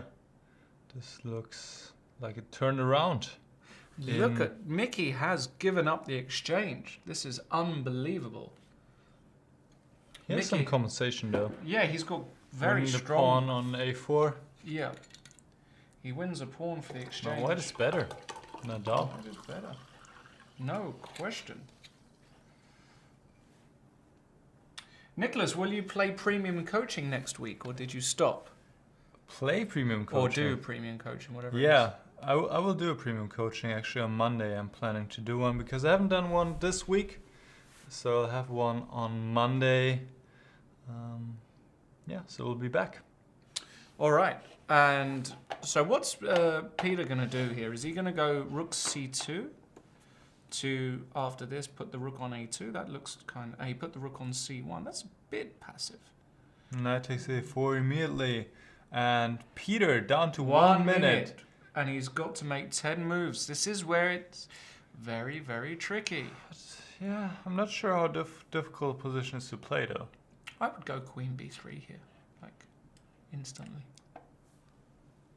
Doesn't do anything, but Yeah, seems just to be a natural move. Yeah, but I you wanna- have to watch out for knight c5 maybe. with the idea of I don't know, it depends where you put your queen. Or maybe you just put Queen an A3. a3. Yeah. queen a2, a3 better. Well, queen a2, then I might think about bishop e6. Okay, and- he played bishop c4 anyway. That's okay, that probably, makes sense as well. probably okay, although probably not. I think it's fine. Knight c3 is not possible, right? Knight c3. Just take. And You can go b5. I can take bishop takes b4, rook b3. Mm-hmm. And if you play queen takes b4, I'm not going to take, but just move my queen or rook c1. But even this probably is okay for black, because I get the bishop to Still up a d4. pawn. Still up in exchange for a pawn, I mean. Yeah, no, I understand, but it feels like it's enough compensation. Yeah. Well, Yeah. black is fighting, let's put it like this. Yeah. So, what is Michael Adams going to do? He's got Bishop 10 minutes. g5 is a good move. Bishop g5? Wow. That's out That of makes my... a lot of sense. Yeah. That's a very strong move, Bishop g5. That's the kind of move Mickey... Mickey is- probably is going to make, right? Yeah. Yeah. Yeah, bishop g5, exchanging the dark squared bishops. And he has played it, played of it. course. Michael Adams. Now, actually, I'm quite confident about his position. But also, I say that, you know, in the worst case scenario, Yeah, white plays queen b3, you gives just the exchange just take back. it, just gives But it then back. I'm not sure. Yeah, rook Yeah. c8, Yeah, but he just holds this. I mean, there are a million queen moves. b3, yeah. Yeah, he just Peter is just not losing this against. When it's this kind of position, Peter's just not losing it. Mm. You know, and he will give the exchange back, Peter, because he realizes. Yeah, you the cannot- danger. You cannot tolerate the knight. Can't tolerate. b3. No love. So What what is about- Howell doing? Well, He's just Howell's winning. just crushing, right? Howell is just completely winning those. Yeah, it's just not even worth talking about. This is just game over. Can't protect everything. Mate, knights, yeah, it's just finished. Well, We won't concentrate on that. So David's going to move to 3 out of 3. Peter Bachelor is doing extremely well. He's going to go king g6 here. And after bishop e2, this is what Nick is hoping for to get in h5. Peter can go knight g3. And if bishop f3, can do all kinds of stuff, but it feels like a blockade to me. Even f4, you know, even just doing this. And that's just you've a got to be draw. careful here, actually. There are... I mean, you can always take on h5 and take on f4. Yeah. No, obviously you can always do this. But feels Yeah, like... we're expecting a draw there. What about Eggy? Eggy didn't exchange But queens. rook f3 is okay. It protects f2, and it means that if you take here like this, that feels loose, no? Taking on c5, that feels dangerous somehow. Let's try and work out. Rook takes c5, queen d3. Yeah, like we said, the king is pretty open. The king's open, but Rook d5. rook d5, and now some move like this. I don't know. I want to, you know, I'm just searching for Nemo round here. Oh, They have drawn. draw! So Peter offered a draw after taking on And it g5, was and accepted. that was accepted by Mickey, so a kind of setback already for the English number one. He was black against a very solid Peter Wells. Yeah, I think they saw this line and realized that, yeah, this is probably just petering out to a draw. Yeah, just a number of ways to just, yeah. So a good result for Peter, Absolutely. and also a great result for the rest of the tournament, because the likes of David or Gawain, probably more David than anybody, he's going to be, you know, very happy with being able to have a half-point lead at the moment, although it's a long tournament, of course. What else have we got going on? Mark Hebden, is he turning the screw? It looks like he's had humongous progress. He's got 2 pawns for the exchange. King is so... It's safe on e4, actually. There's not... You can't... I get just need to get my knight to f6, but currently I cannot do it. No, the king is safe there. The question is, I Oh, suppose... because my knight doesn't have any squares. Yeah, I'm just wondering if White has got any ideas. Has White got any counter Well, play? take on c7, take on c4. Then, if I could make 2 moves. No, it'd be nice. And c3, rook c2 is a problem, right? Rook d2. Rook takes c3 simply. And rook h takes c7. Yeah. No. Feels like white should be just about okay to hold the draw here, instinctively. Yeah, he played... C. Oh, no, wait. Oh, no, no. He played c6. That's also like...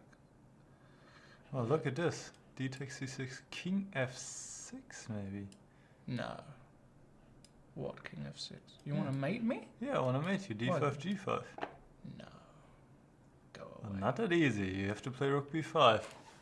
Okay, but I play rook b5 and And now? No, And now? no. You can king e6 rook takes e5 is 1-0.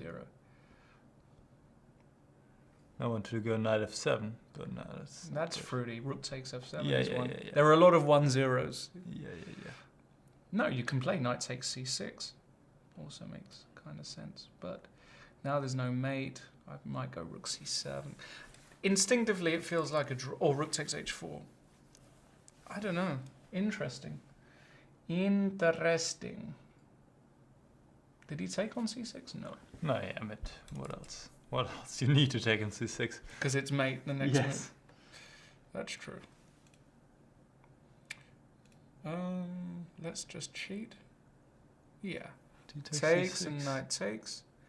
It's giving check. And rook b5. Yeah, I like this. This is classical. This is good. Because even this position, because I'm holding h4. Mm-hmm. So here, if you had to go c3, I can go here. Mm-hmm.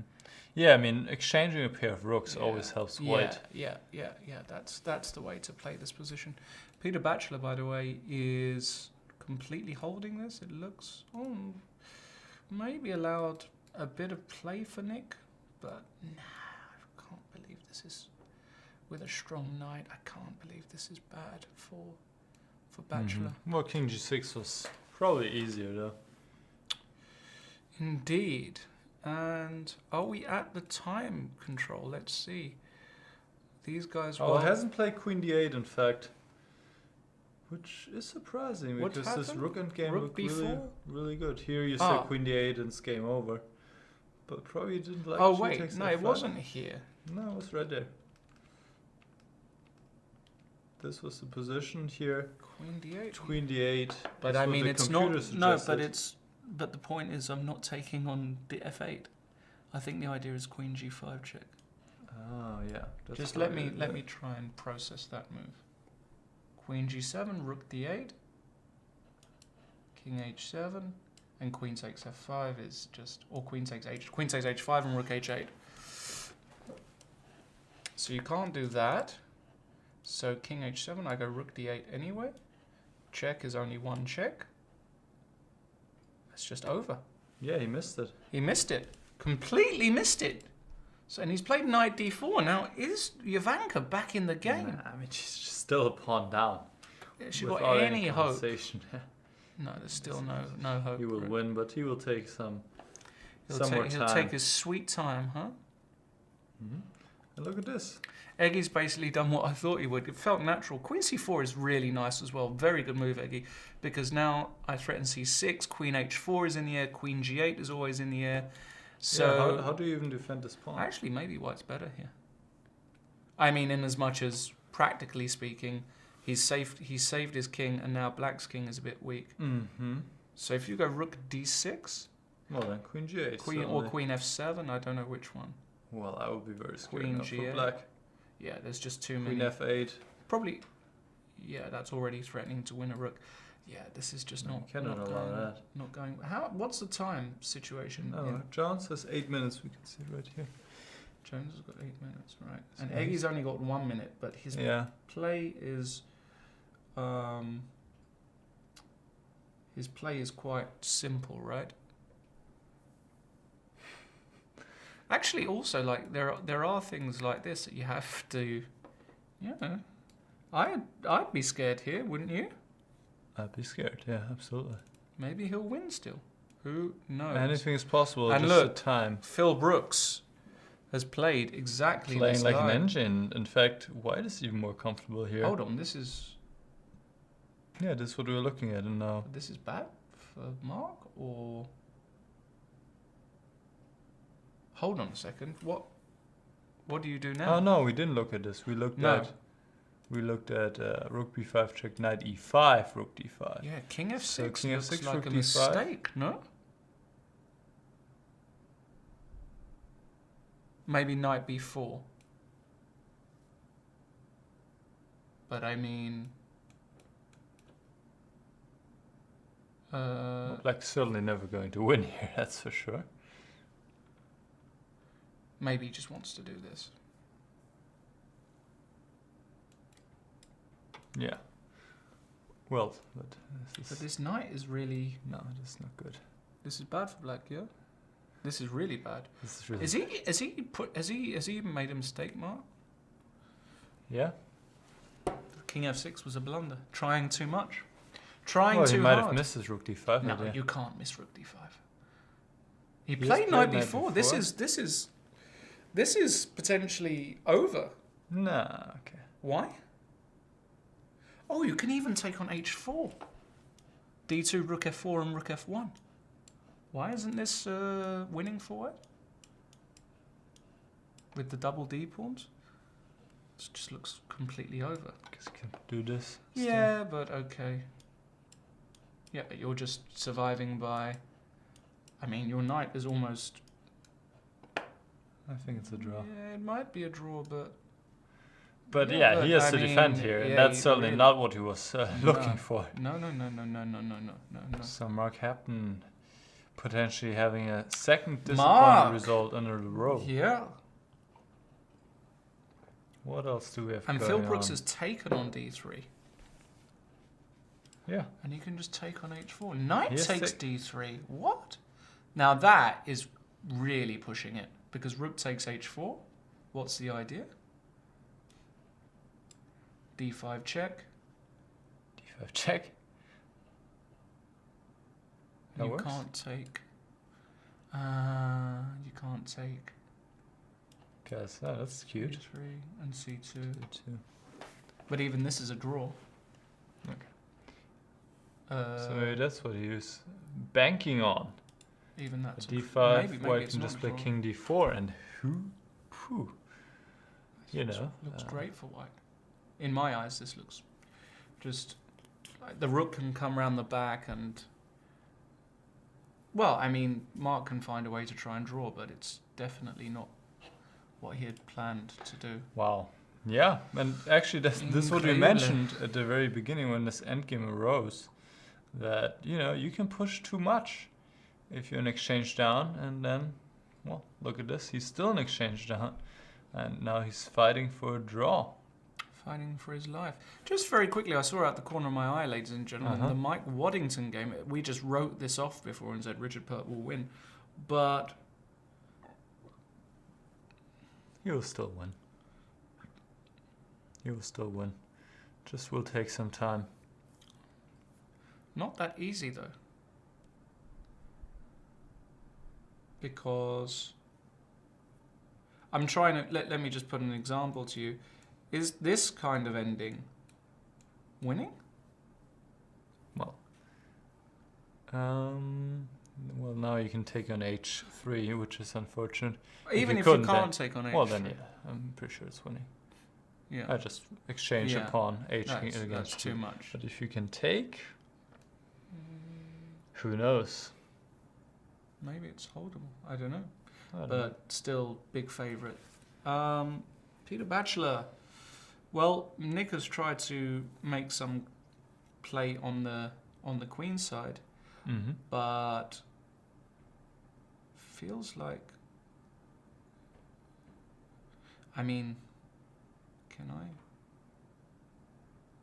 Do I want to take this and go here? And then go f4. Yeah, and here and f4.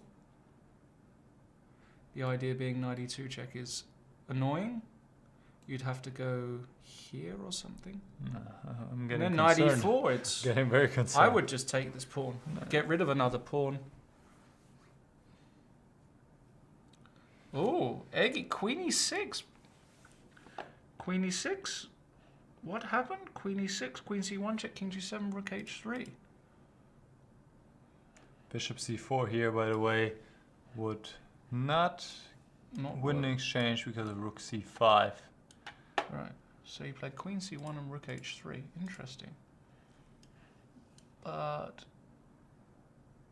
Man, this is a dangerous position to play in like so little time, but then again he only has to play. rook c5, queen h6, king f7. I And suppose. they've reached a time. Yeah, and I suppose the bishop does cover a lot of squares here, right? Yeah. Yeah, and they've reached the side. So Eggy has reached, and he should go queen f4 probably. But let's just check out. Jovanka has lost, by the way. Mhm. So yeah, she just blundered a knight, but it was an impossible position anyway. And Peter Bachelor didn't go knight c3 there, which was kind of curious. In this position, I would have gone here, and f4. No, white doesn't have to go bishop d7. I think Oh. here you What will he do? bishop d3. Okay, I'd still go here. Yeah, absolutely. Yeah, you know, I agree. because all This is a these draw. endings are a draw. So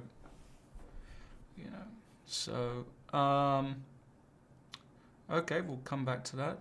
What I think I think we're at the time control, and actually, I think it's a good moment for us just to take another very short break. We're going to be right back. We've reached the time control, ladies and gentlemen, in this round of the British Championships. We'll be right back to see the rest of these top games finish. Stay tuned. We'll be right back.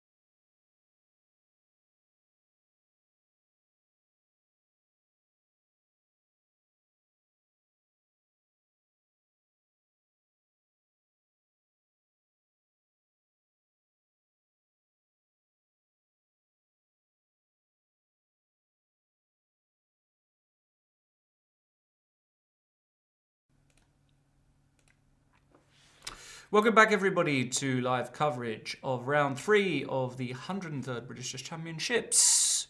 I don't know why I accented the ships. Nothing to do with ships. I don't have any particular affiliation to ships. Or anyway, I'm Lawrence Trent. This is Niclas Huschenbeth. Big day in the tournament because, well, we've seen a number of important results already. And the top seed, Mickey Adams, not able to beat the experienced Peter Wells. They know each other very well, of course, Peter being around on the chess scene for as long as Mickey, and that's ended in a draw. David Howell has comfortably beaten Jovan Husker today, it can be said, just grinding away as he does. That means he's on 3 out of 3. And we're just getting another result. Niclas Pert against Peter Bachelor has ended in a draw. Yes. Here in this situation. Yeah, king takes d7. And with the opposite colour bishops, there is nothing to play for. It's also a great result there for Peter Bachelor, holding Niclas Pert with black. And it also means David Eggleston. What are we going to see here from Eggy? David has just played rook e3 and feels as though he's kind of lost his way. Gawain has got an extra pawn. Of course, David has got some threats against the king, but yeah, I mean, the black king is so weak. So what do you do here? If you go queen f6, for example, that would allow me to go rook b3, and that would be quite uncomfortable to me. That's true. I would rather be white, honestly. What else can you do? If you go rook e5, looks logical. I can probably think about taking this off and bring my bishop into the game. Now you have to go to f6, otherwise you can take on g6. And now, Maybe not. G8. Maybe I don't have to go to f6. What do you want to do? Just go here. Take but on g6? Yeah, sorry, you were just coming back with the bishop, but I was just trying to win f2. I wanted to do this, because if you come here, I give a check, that would be nice. and that's, well, yeah, because here is mate. Yeah. So after check, you can come back, and I wanted to go here and keep active, and this is probably enough for, this might be more than enough, because I can take on f5. That's not enough. Thank you for pointing that out. So what do you want to do? So rook e3, you want to go rook e5, takes, check, here and this. Yeah, this must be enough play for white on the light squares. I mean, you have to do something like queen e7. No, you can play king g5.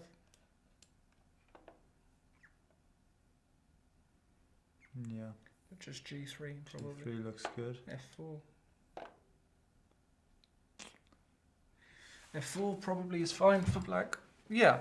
Does black has any other? He played rook e3, by the way. Yeah. Does black play something else? No, he played rook e5 and he. Wow, we've got this going position. down. Look, takes, and he will play bishop c4. And he will play bishop c4, absolutely. King f6. Gawain will play. Ah, but there is a check here. Hold on. Yeah. Check Hold on, is this is a possible. g5 only move. And then queen And h5. then queen h5. Oh, this can be slightly. This is different, right? Now the king is even more open. Careful, Gawain. Careful. You can go g4 though, and open up the square Okay. So check. King g5. again. No, g3. G3. Nice move. G3 just. That's good. And yeah. Yeah. This is a draw. Active. Yeah, it's too active. This should be a draw. Also, you can't actually make use of this extra pawn. No, so it looks as though David Eggleston is going to make a draw, which will be a good result for him. And that will actually mean that we will only have one person on 100%. Is that correct? Can we just check who else was on full score? Have we got another? Ah, no, sorry. Justin Tan is also on 3 out of 3. And possibly Richard Pert. And possibly Richard Pert. So there might only be 3 players on 100% after this round. And Adam Hand is saying Phil Brooks is playing some great chess. He really is. Phil Brooks is playing excellently. King c5. So my first instinct would be to push this pawn. But rook takes g6 is 1-0. Rook takes g6. And that's all. d4. Just king c4. c4 is enough. King And rook e4, e6 check. rook e6. That is all she wrote. Okay, so I need to go back here, yeah? Yeah, and probably repeat. But I want to have more than repetition. You probably don't, because c3, c2 is just a massive threat. Okay, I go back here. Maybe it's just repeating once and then going to c3. Because, well, now you have to go back as well. Okay, you go back. And now you want to go h4 or something? What's your plan? Or maybe getting the rook out. Well, maybe h4. But after king f6, maybe now I can go back to d4 though. Clever. Clever. What do you think white should be playing for a win, yeah? Yeah. Why not? White is in control. And yeah, can try. Yeah. Oh, knight e5, there's rook g3, which we missed. This is also That's a very, very very, nice move. logical move. Just to Well, the threat rook e3 is just very unpleasant as well. It's just game over. Are we going to see a huge upset? If Phil Brooks rated only 21.90 against Mark Hebden, who's rated 25.09. That's a huge difference. That would be a huge upset for Mark, and that would really make him very sad. Richard Pert has got, oh my goodness, we've got one of these endings. Should be good. Yeah, should be winning, but will take some time. Will really take some time. White, of course, would like to take a pair of rooks off the board to just take away any counterplay, but black will not allow that. I think... Wait, hold on. Well, I'm thinking if there's any idea of rook h8. I think that's a clear idea. h5 and h4 is mate.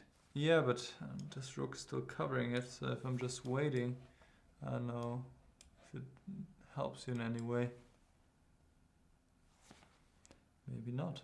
And then we might see this endgame we talked about earlier. Is, and this, you know what? This we're doesn't. not sure. This doesn't feel winning to me with the pawn on e3 like that. Well, I could put the pawn on e4. No, I'm saying the pawn on the e file. Mm. How does it connect? How do you create holes here for black? I don't think you can. I think this is a draw. I'm curious, ladies and gentlemen, is this position on the board a draw? I think with best play, I think it probably is. Instinctively, I would feel quite comfortable here with black. You would feel comfortable. Well, I would feel more comfortable here than I have done before. I don't know. I mean, white has some ideas to bring the king closer. Maybe. Like, yeah. Yeah. You know, somehow get the king over. Oops. Okay. What's your... Yeah, I understand. Run in. And then? Then I might have some, let's just put some more moves on the board. King g4. Go active. Maybe I shouldn't allow king g4. Don't know, because I always see black getting active here. King h5. And then I want to, somehow sacrifice my rook. I understand that's what you want to do. That one probably isn't so good. King g5 maybe. Well, it doesn't really matter, because I'll just play rook to f4, play h4. Yeah, I can see your... Maybe not But, h4. Okay, who knows? It's not easy. It's not easy. This will still take a long time. But maybe, otherwise I don't see how it can make progress really, unless you exchange the rook somehow, and that might be the only way to force it. Otherwise, the rook will always give checks from the side.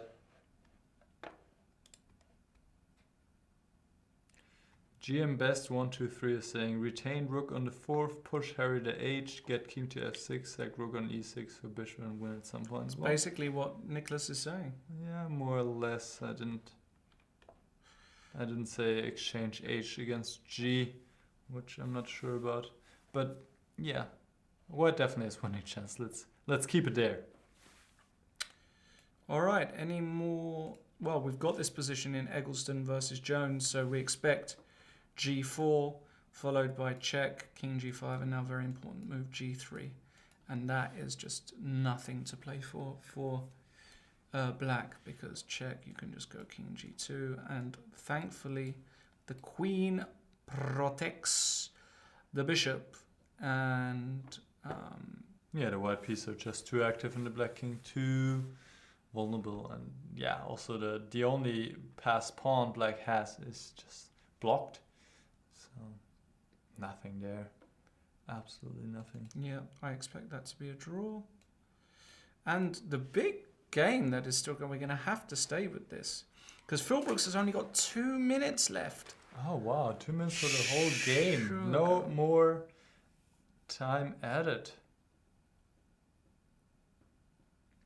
I wonder what Mark's going to play here. Maybe knight e7 after all. Knight e7, and then white should play rook g3 to threaten check, and to, this is a nice move because Yeah, black can't actually make a move here. black has to play knight f5. Knight f5, so he's going to go for this. This looks like something Mark could go for. And this, he could legitimately win. I can see Mark winning this position. Yeah. Because, I mean, especially when your opponent only has 2 minutes. right, king b4. I like that move a lot. Just, no, really, that's a really strong move. Just stopping these pawns. And, okay, with this here, you shouldn't ever lose, but, oof, I can see Mark playing this. I can see this is Mark's style. Well, he's Definitely. probably wondering what is giving him the best chance right now. He knows his opponent has so little time, so he wants to somehow complicate the position, make it as difficult as possible. And that might be a way here, even though this is losing as well. Lord of Weasel said, Hush and Trent, what's the best opening move for white? One knight f3 is the best opening move, in my opinion, for white. Can't be bad. To develop a piece. Develops a piece, controls the center. You have flexibility. One knight f3.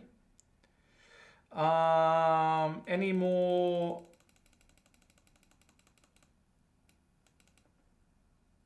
Yeah, keep your tweets coming. Keep your messages coming, of course. I think there was actually a tweet. I'm not sure if Jan and you looked at it, but Okay. let's see what it was.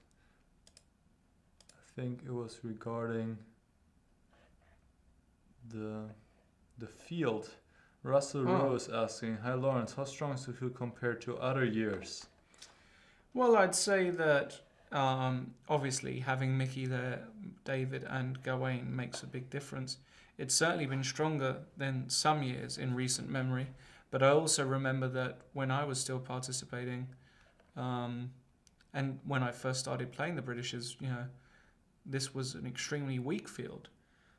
Years ago, we had all the top grandmasters in the UK playing, including Mickey and Matthew Sadler and John Nunn and all of the other GMs who, Stuart Haslinger and Stephen Gore. I mean, there are just so many players who are missing this year. That's the sad thing. So it's it's strong because of the top 3 guys, but really it's not as strong as it should be. So what is John Nunn doing? John Nunn has been retired for years. He's doing his math stuff. He's a mathematician. No, he's been retired for years. Yeah, he's been retired for years, yeah. Actually, I say retired. He recently played in the European or World Senior, I don't know if it was European or World, but European or World Senior Championships, and played okay, but obviously he's nowhere near his peak strength. he was one of the best in the world in his better days. Yeah. So, by the way, Justin Tan is on 3 out of 3. I should point out. I don't know if I did. Yep. So Justin will be playing, and yeah, lucky for Justin probably is. He might even have white against Richard Pert. You know, that's a dream pairing for Justin on 3 out of 3 to be able to have chances. We shall see. Right. No moves in Eggy versus Gar. Well, Gawain is probably thinking maybe queen e7 to not allow the queen to come to f7. Yeah, but it's just passive, isn't it? What's your follow-up? I don't know. I just go g3. Par example. Mm-hmm. Or maybe you want to give a check and be tricky, because then this runs into this. If you allow me to. Excuse me. Yeah. What other moves do I have here? Yeah, I could go here. Could go here. But yeah, queen e7 is quite a good move, actually. Queen e7. It's at least asking a question. Yeah, I like it. I like it a lot. But like you're saying, black really doesn't have any follow-up. Just go a5 as well. Yeah. Put the pawn on a6 is quite useful as well. Yeah, Because there are some lines where I might just take this guy in. and win. And win, yeah. So, queen e7 is decent. Brits should be restricted to over 2200 according to Kevin Winter. There is a big argument for making it a minimum rating, but of course, in terms of the funding, a lot of the lower players help fund the tournament. But my suggestion yesterday, I stand by it. I think there should be an elite tournament for the British Championships, something along the lines of the French Championships or the US Championships. I think that would be beneficial for English chess and British chess. Chris Ward is still playing against Stephen Jones and has a very nice, easy technical winning. Yeah, I think that's a promising position for white. Yeah, and that having means, 2 extra pawns. Yeah, that means Chris would be on 2.5. Richard Palliser also 1. That means I believe he is on 2. 2. Actually, He you're drew right. his first He drew. 2 games. You're correct. Just going down the bottom. Akshaya is looking in very bad shape against Don Mason. Jeremy Fallowfield also looks in very bad shape against Martin Brown. Charlie Story has drawn. Yeah. So, a few of these guys. We might see a few of these guys come back to the top boards, in which case we will be analysing them, of course.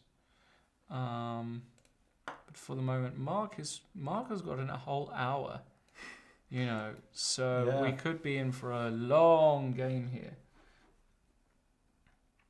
Mick Tal says, Lawrence, have you ever played the British Championships? Yes, I have.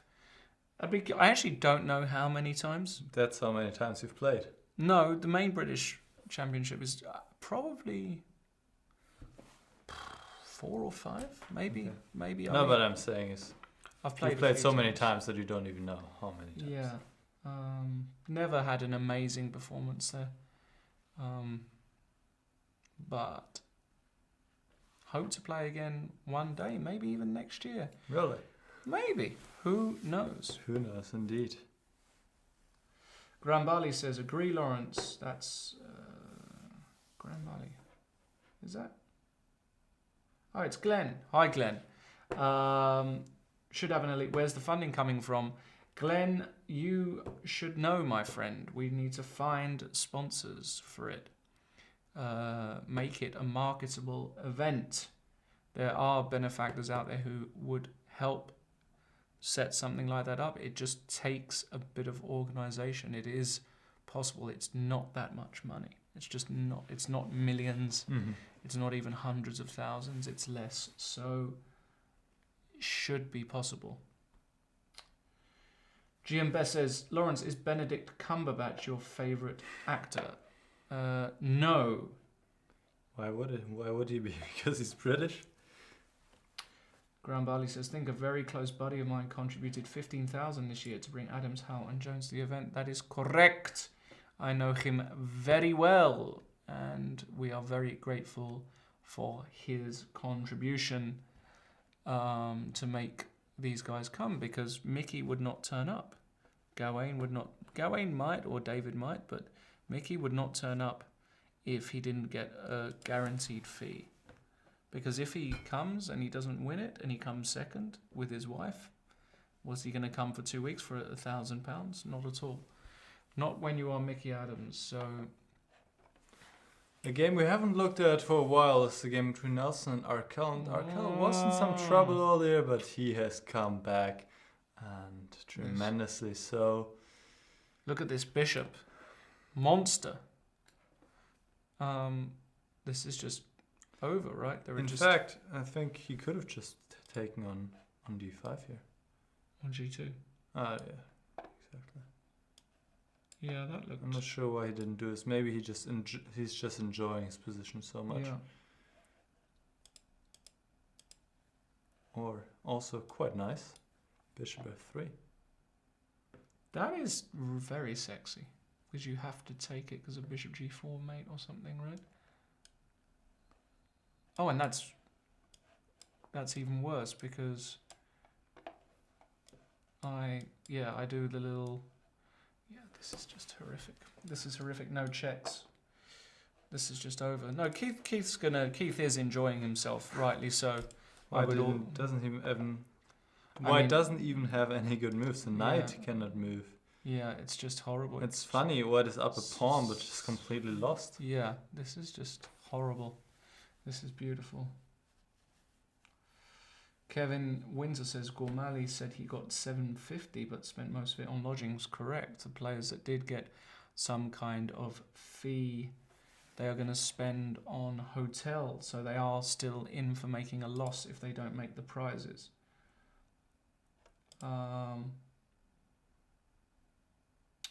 Lawrence, you got an award for the Alvin Counter Gambit game in Andorra. Yes, I won Best Game Prize, the only time I ever won. And it was with... Where did you win that? In Andorra, the Andorra Open. Oh. Against Hedin Heingrimsson, which was a very nice game. Not correct, but was enjoyable. Nice. What else have we got going on, Niclas? We are waiting what for... is John Ems doing? Is he still John playing? Ems is... Let's see if John Ems is still playing. Yeah, there he is. John is still playing. Let's see. Oh my goodness, he's an exchange down. But he has 75,000 extra pawns. How many extra pawns does he have? He only has 2 extra pawns, but he's kind of... Very active position. Gonna play bishop d4 and win this pawn as well. And this is pretty bad. Pretty good, yeah. Yeah, for John White. against Richard Britton, very experienced player, Richard Britton. Chris Ward, as we said, is still winning. Keith Arkell is winning. Tamas Fodor is winning. A lot of people are winning. And Gawain yet to make his move. He's got 12 minutes left. Is he getting concerned, Gawain? Interesting. Probably not too much. He's probably just trying to find any way to try. Yeah, he tries to find any ways to create some play still, but like we said, the king is so open, and White can just play on the light squares since Black doesn't have a bishop there, and is not having any issues equalizing or holding the draw here, even though being down a pawn, because active play is compensating for it. Yes.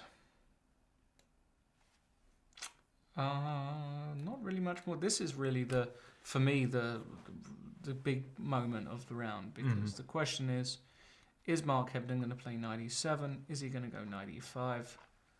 And is Phil Brooks going to pull off a huge surprise of the round? 400 points different. No, 300. 320 points. It's still a huge difference.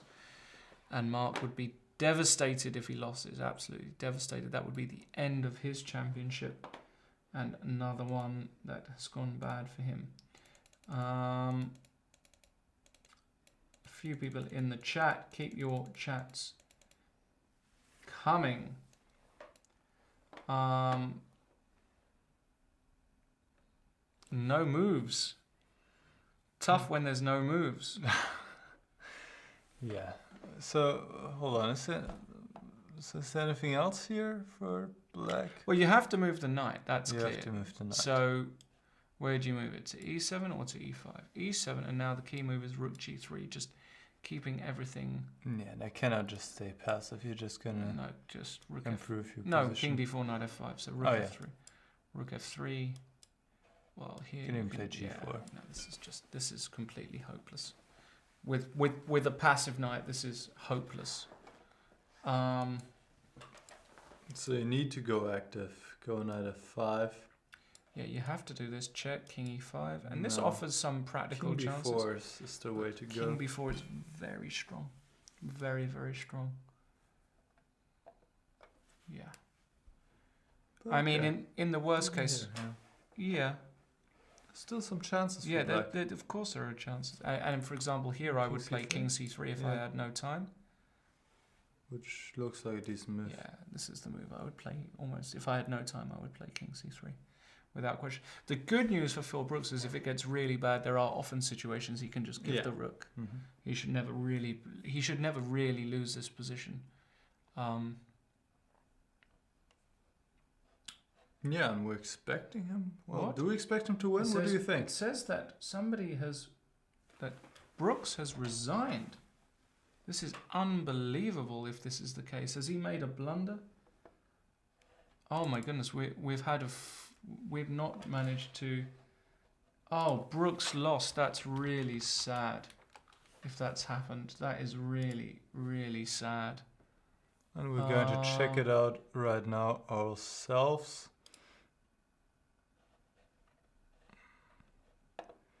Let's see. Phil Brooks has lost. He has lost. He's bungled it. What happened? Man. Oh man. His time was just too short. Okay. Hold Let's on, see. where are we? Brooks. 97 was played. We went down this line. But he didn't find this important King move. b4. King this b4. is what I was thinking. But this hold is on, a where are tricky we? move to find. So this happened, Yeah. 97. And Rook he- g3, knight f5, rook g6, king e5. No, he didn't play king Yeah. b4. He played rook g8. yeah, that's. And now already that's- It's becoming much more difficult. c3, rook e8 check, king f4, king takes d5, c2.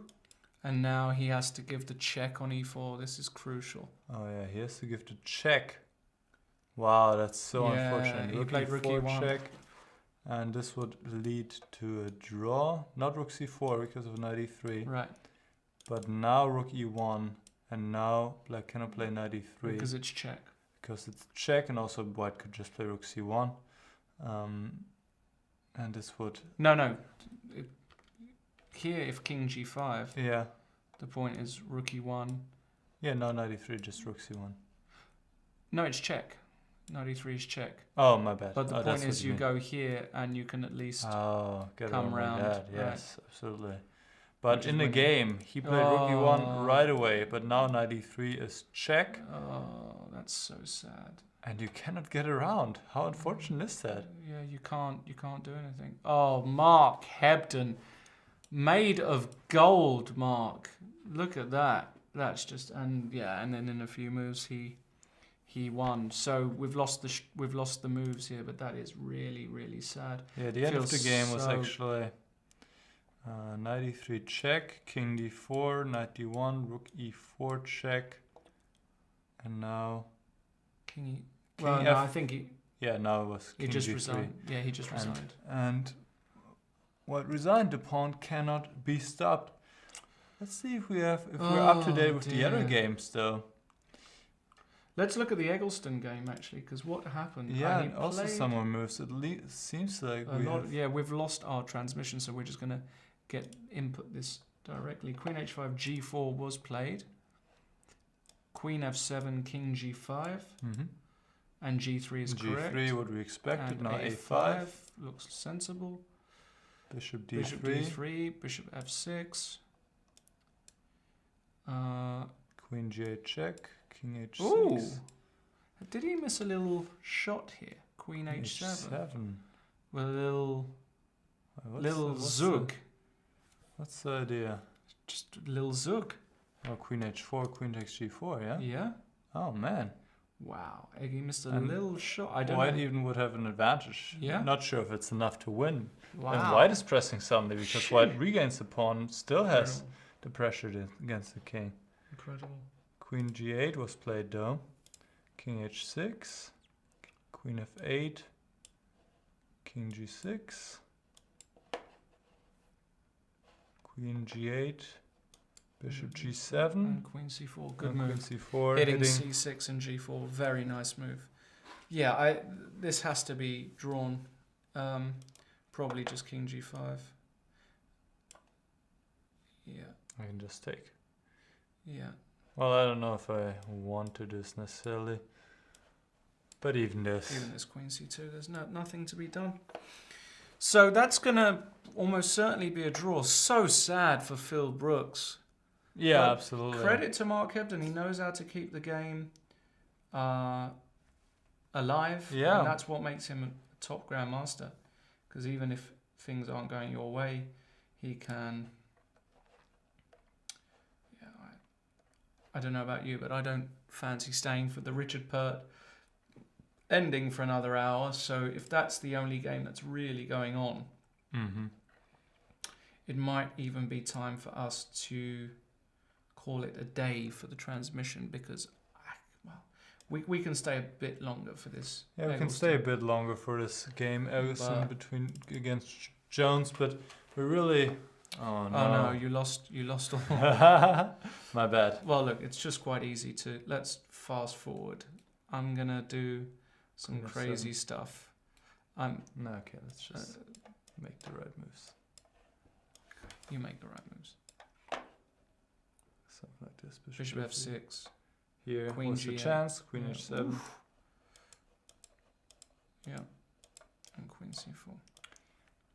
And we really. I mean, Okay, he has to go king g5 more or less. And now White can just go back. And what is... It's the same position again, actually, as we saw somewhere over here. Same yeah, position. but he's going to take on c6, isn't he? He might, but it doesn't Of course matter. he is.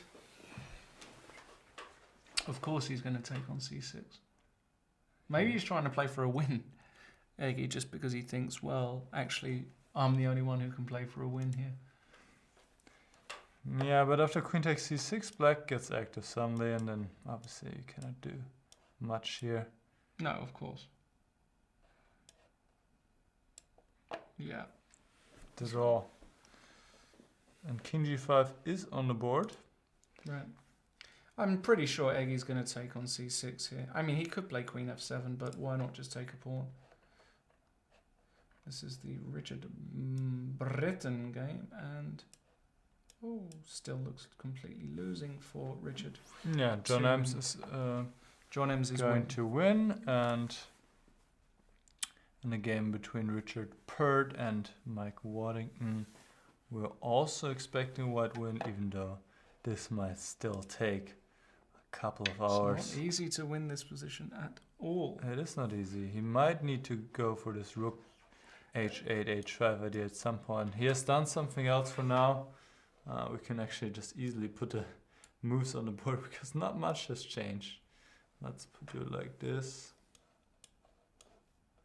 And this is the current position on the board. He has just played rook f2.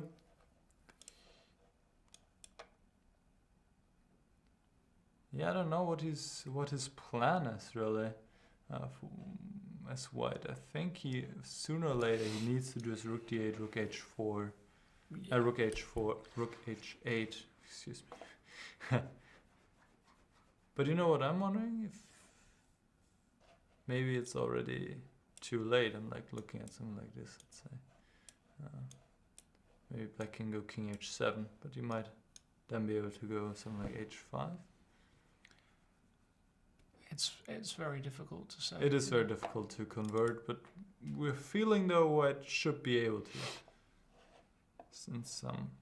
somehow. And Eggleston, Eggleston has played Queen C1. Oh my god, I've made the same mistake again, which is very sad. We've lost transmission, but we'll get there in just a moment because actually Queen C1 is also a mighty fine move, I should add. And it also makes a lot of sense. Just nothing to be. He played F4. Yeah, and now he should just take, and go Queen takes C6, and with no checks. Draw. Yeah. Draw.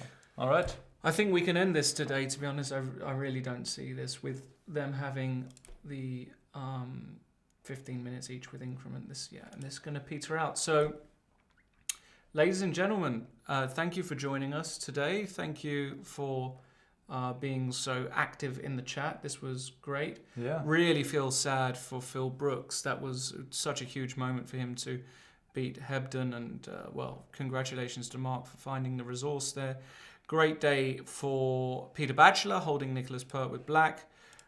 Great day for Peter Wells to a certain extent holding Mickey Adams with white. Absolutely. I mean, that's not easy to do. Not easy at all.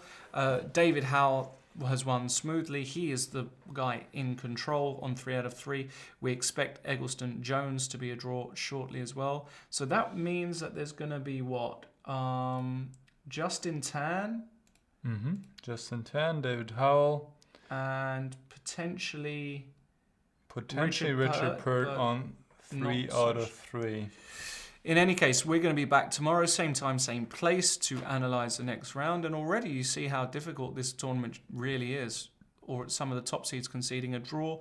It's not going to be a runaway tournament for anybody. So you'd be mad to miss the coverage tomorrow. Don't go anywhere. And in the meantime, become a premium member for Chess24 to check out all the wonderful series done by Niclas Huschenbeth, myself, Jan Gustafsson, and the many other top players. We'll see you tomorrow. Take care. All right. Goodbye. See you soon.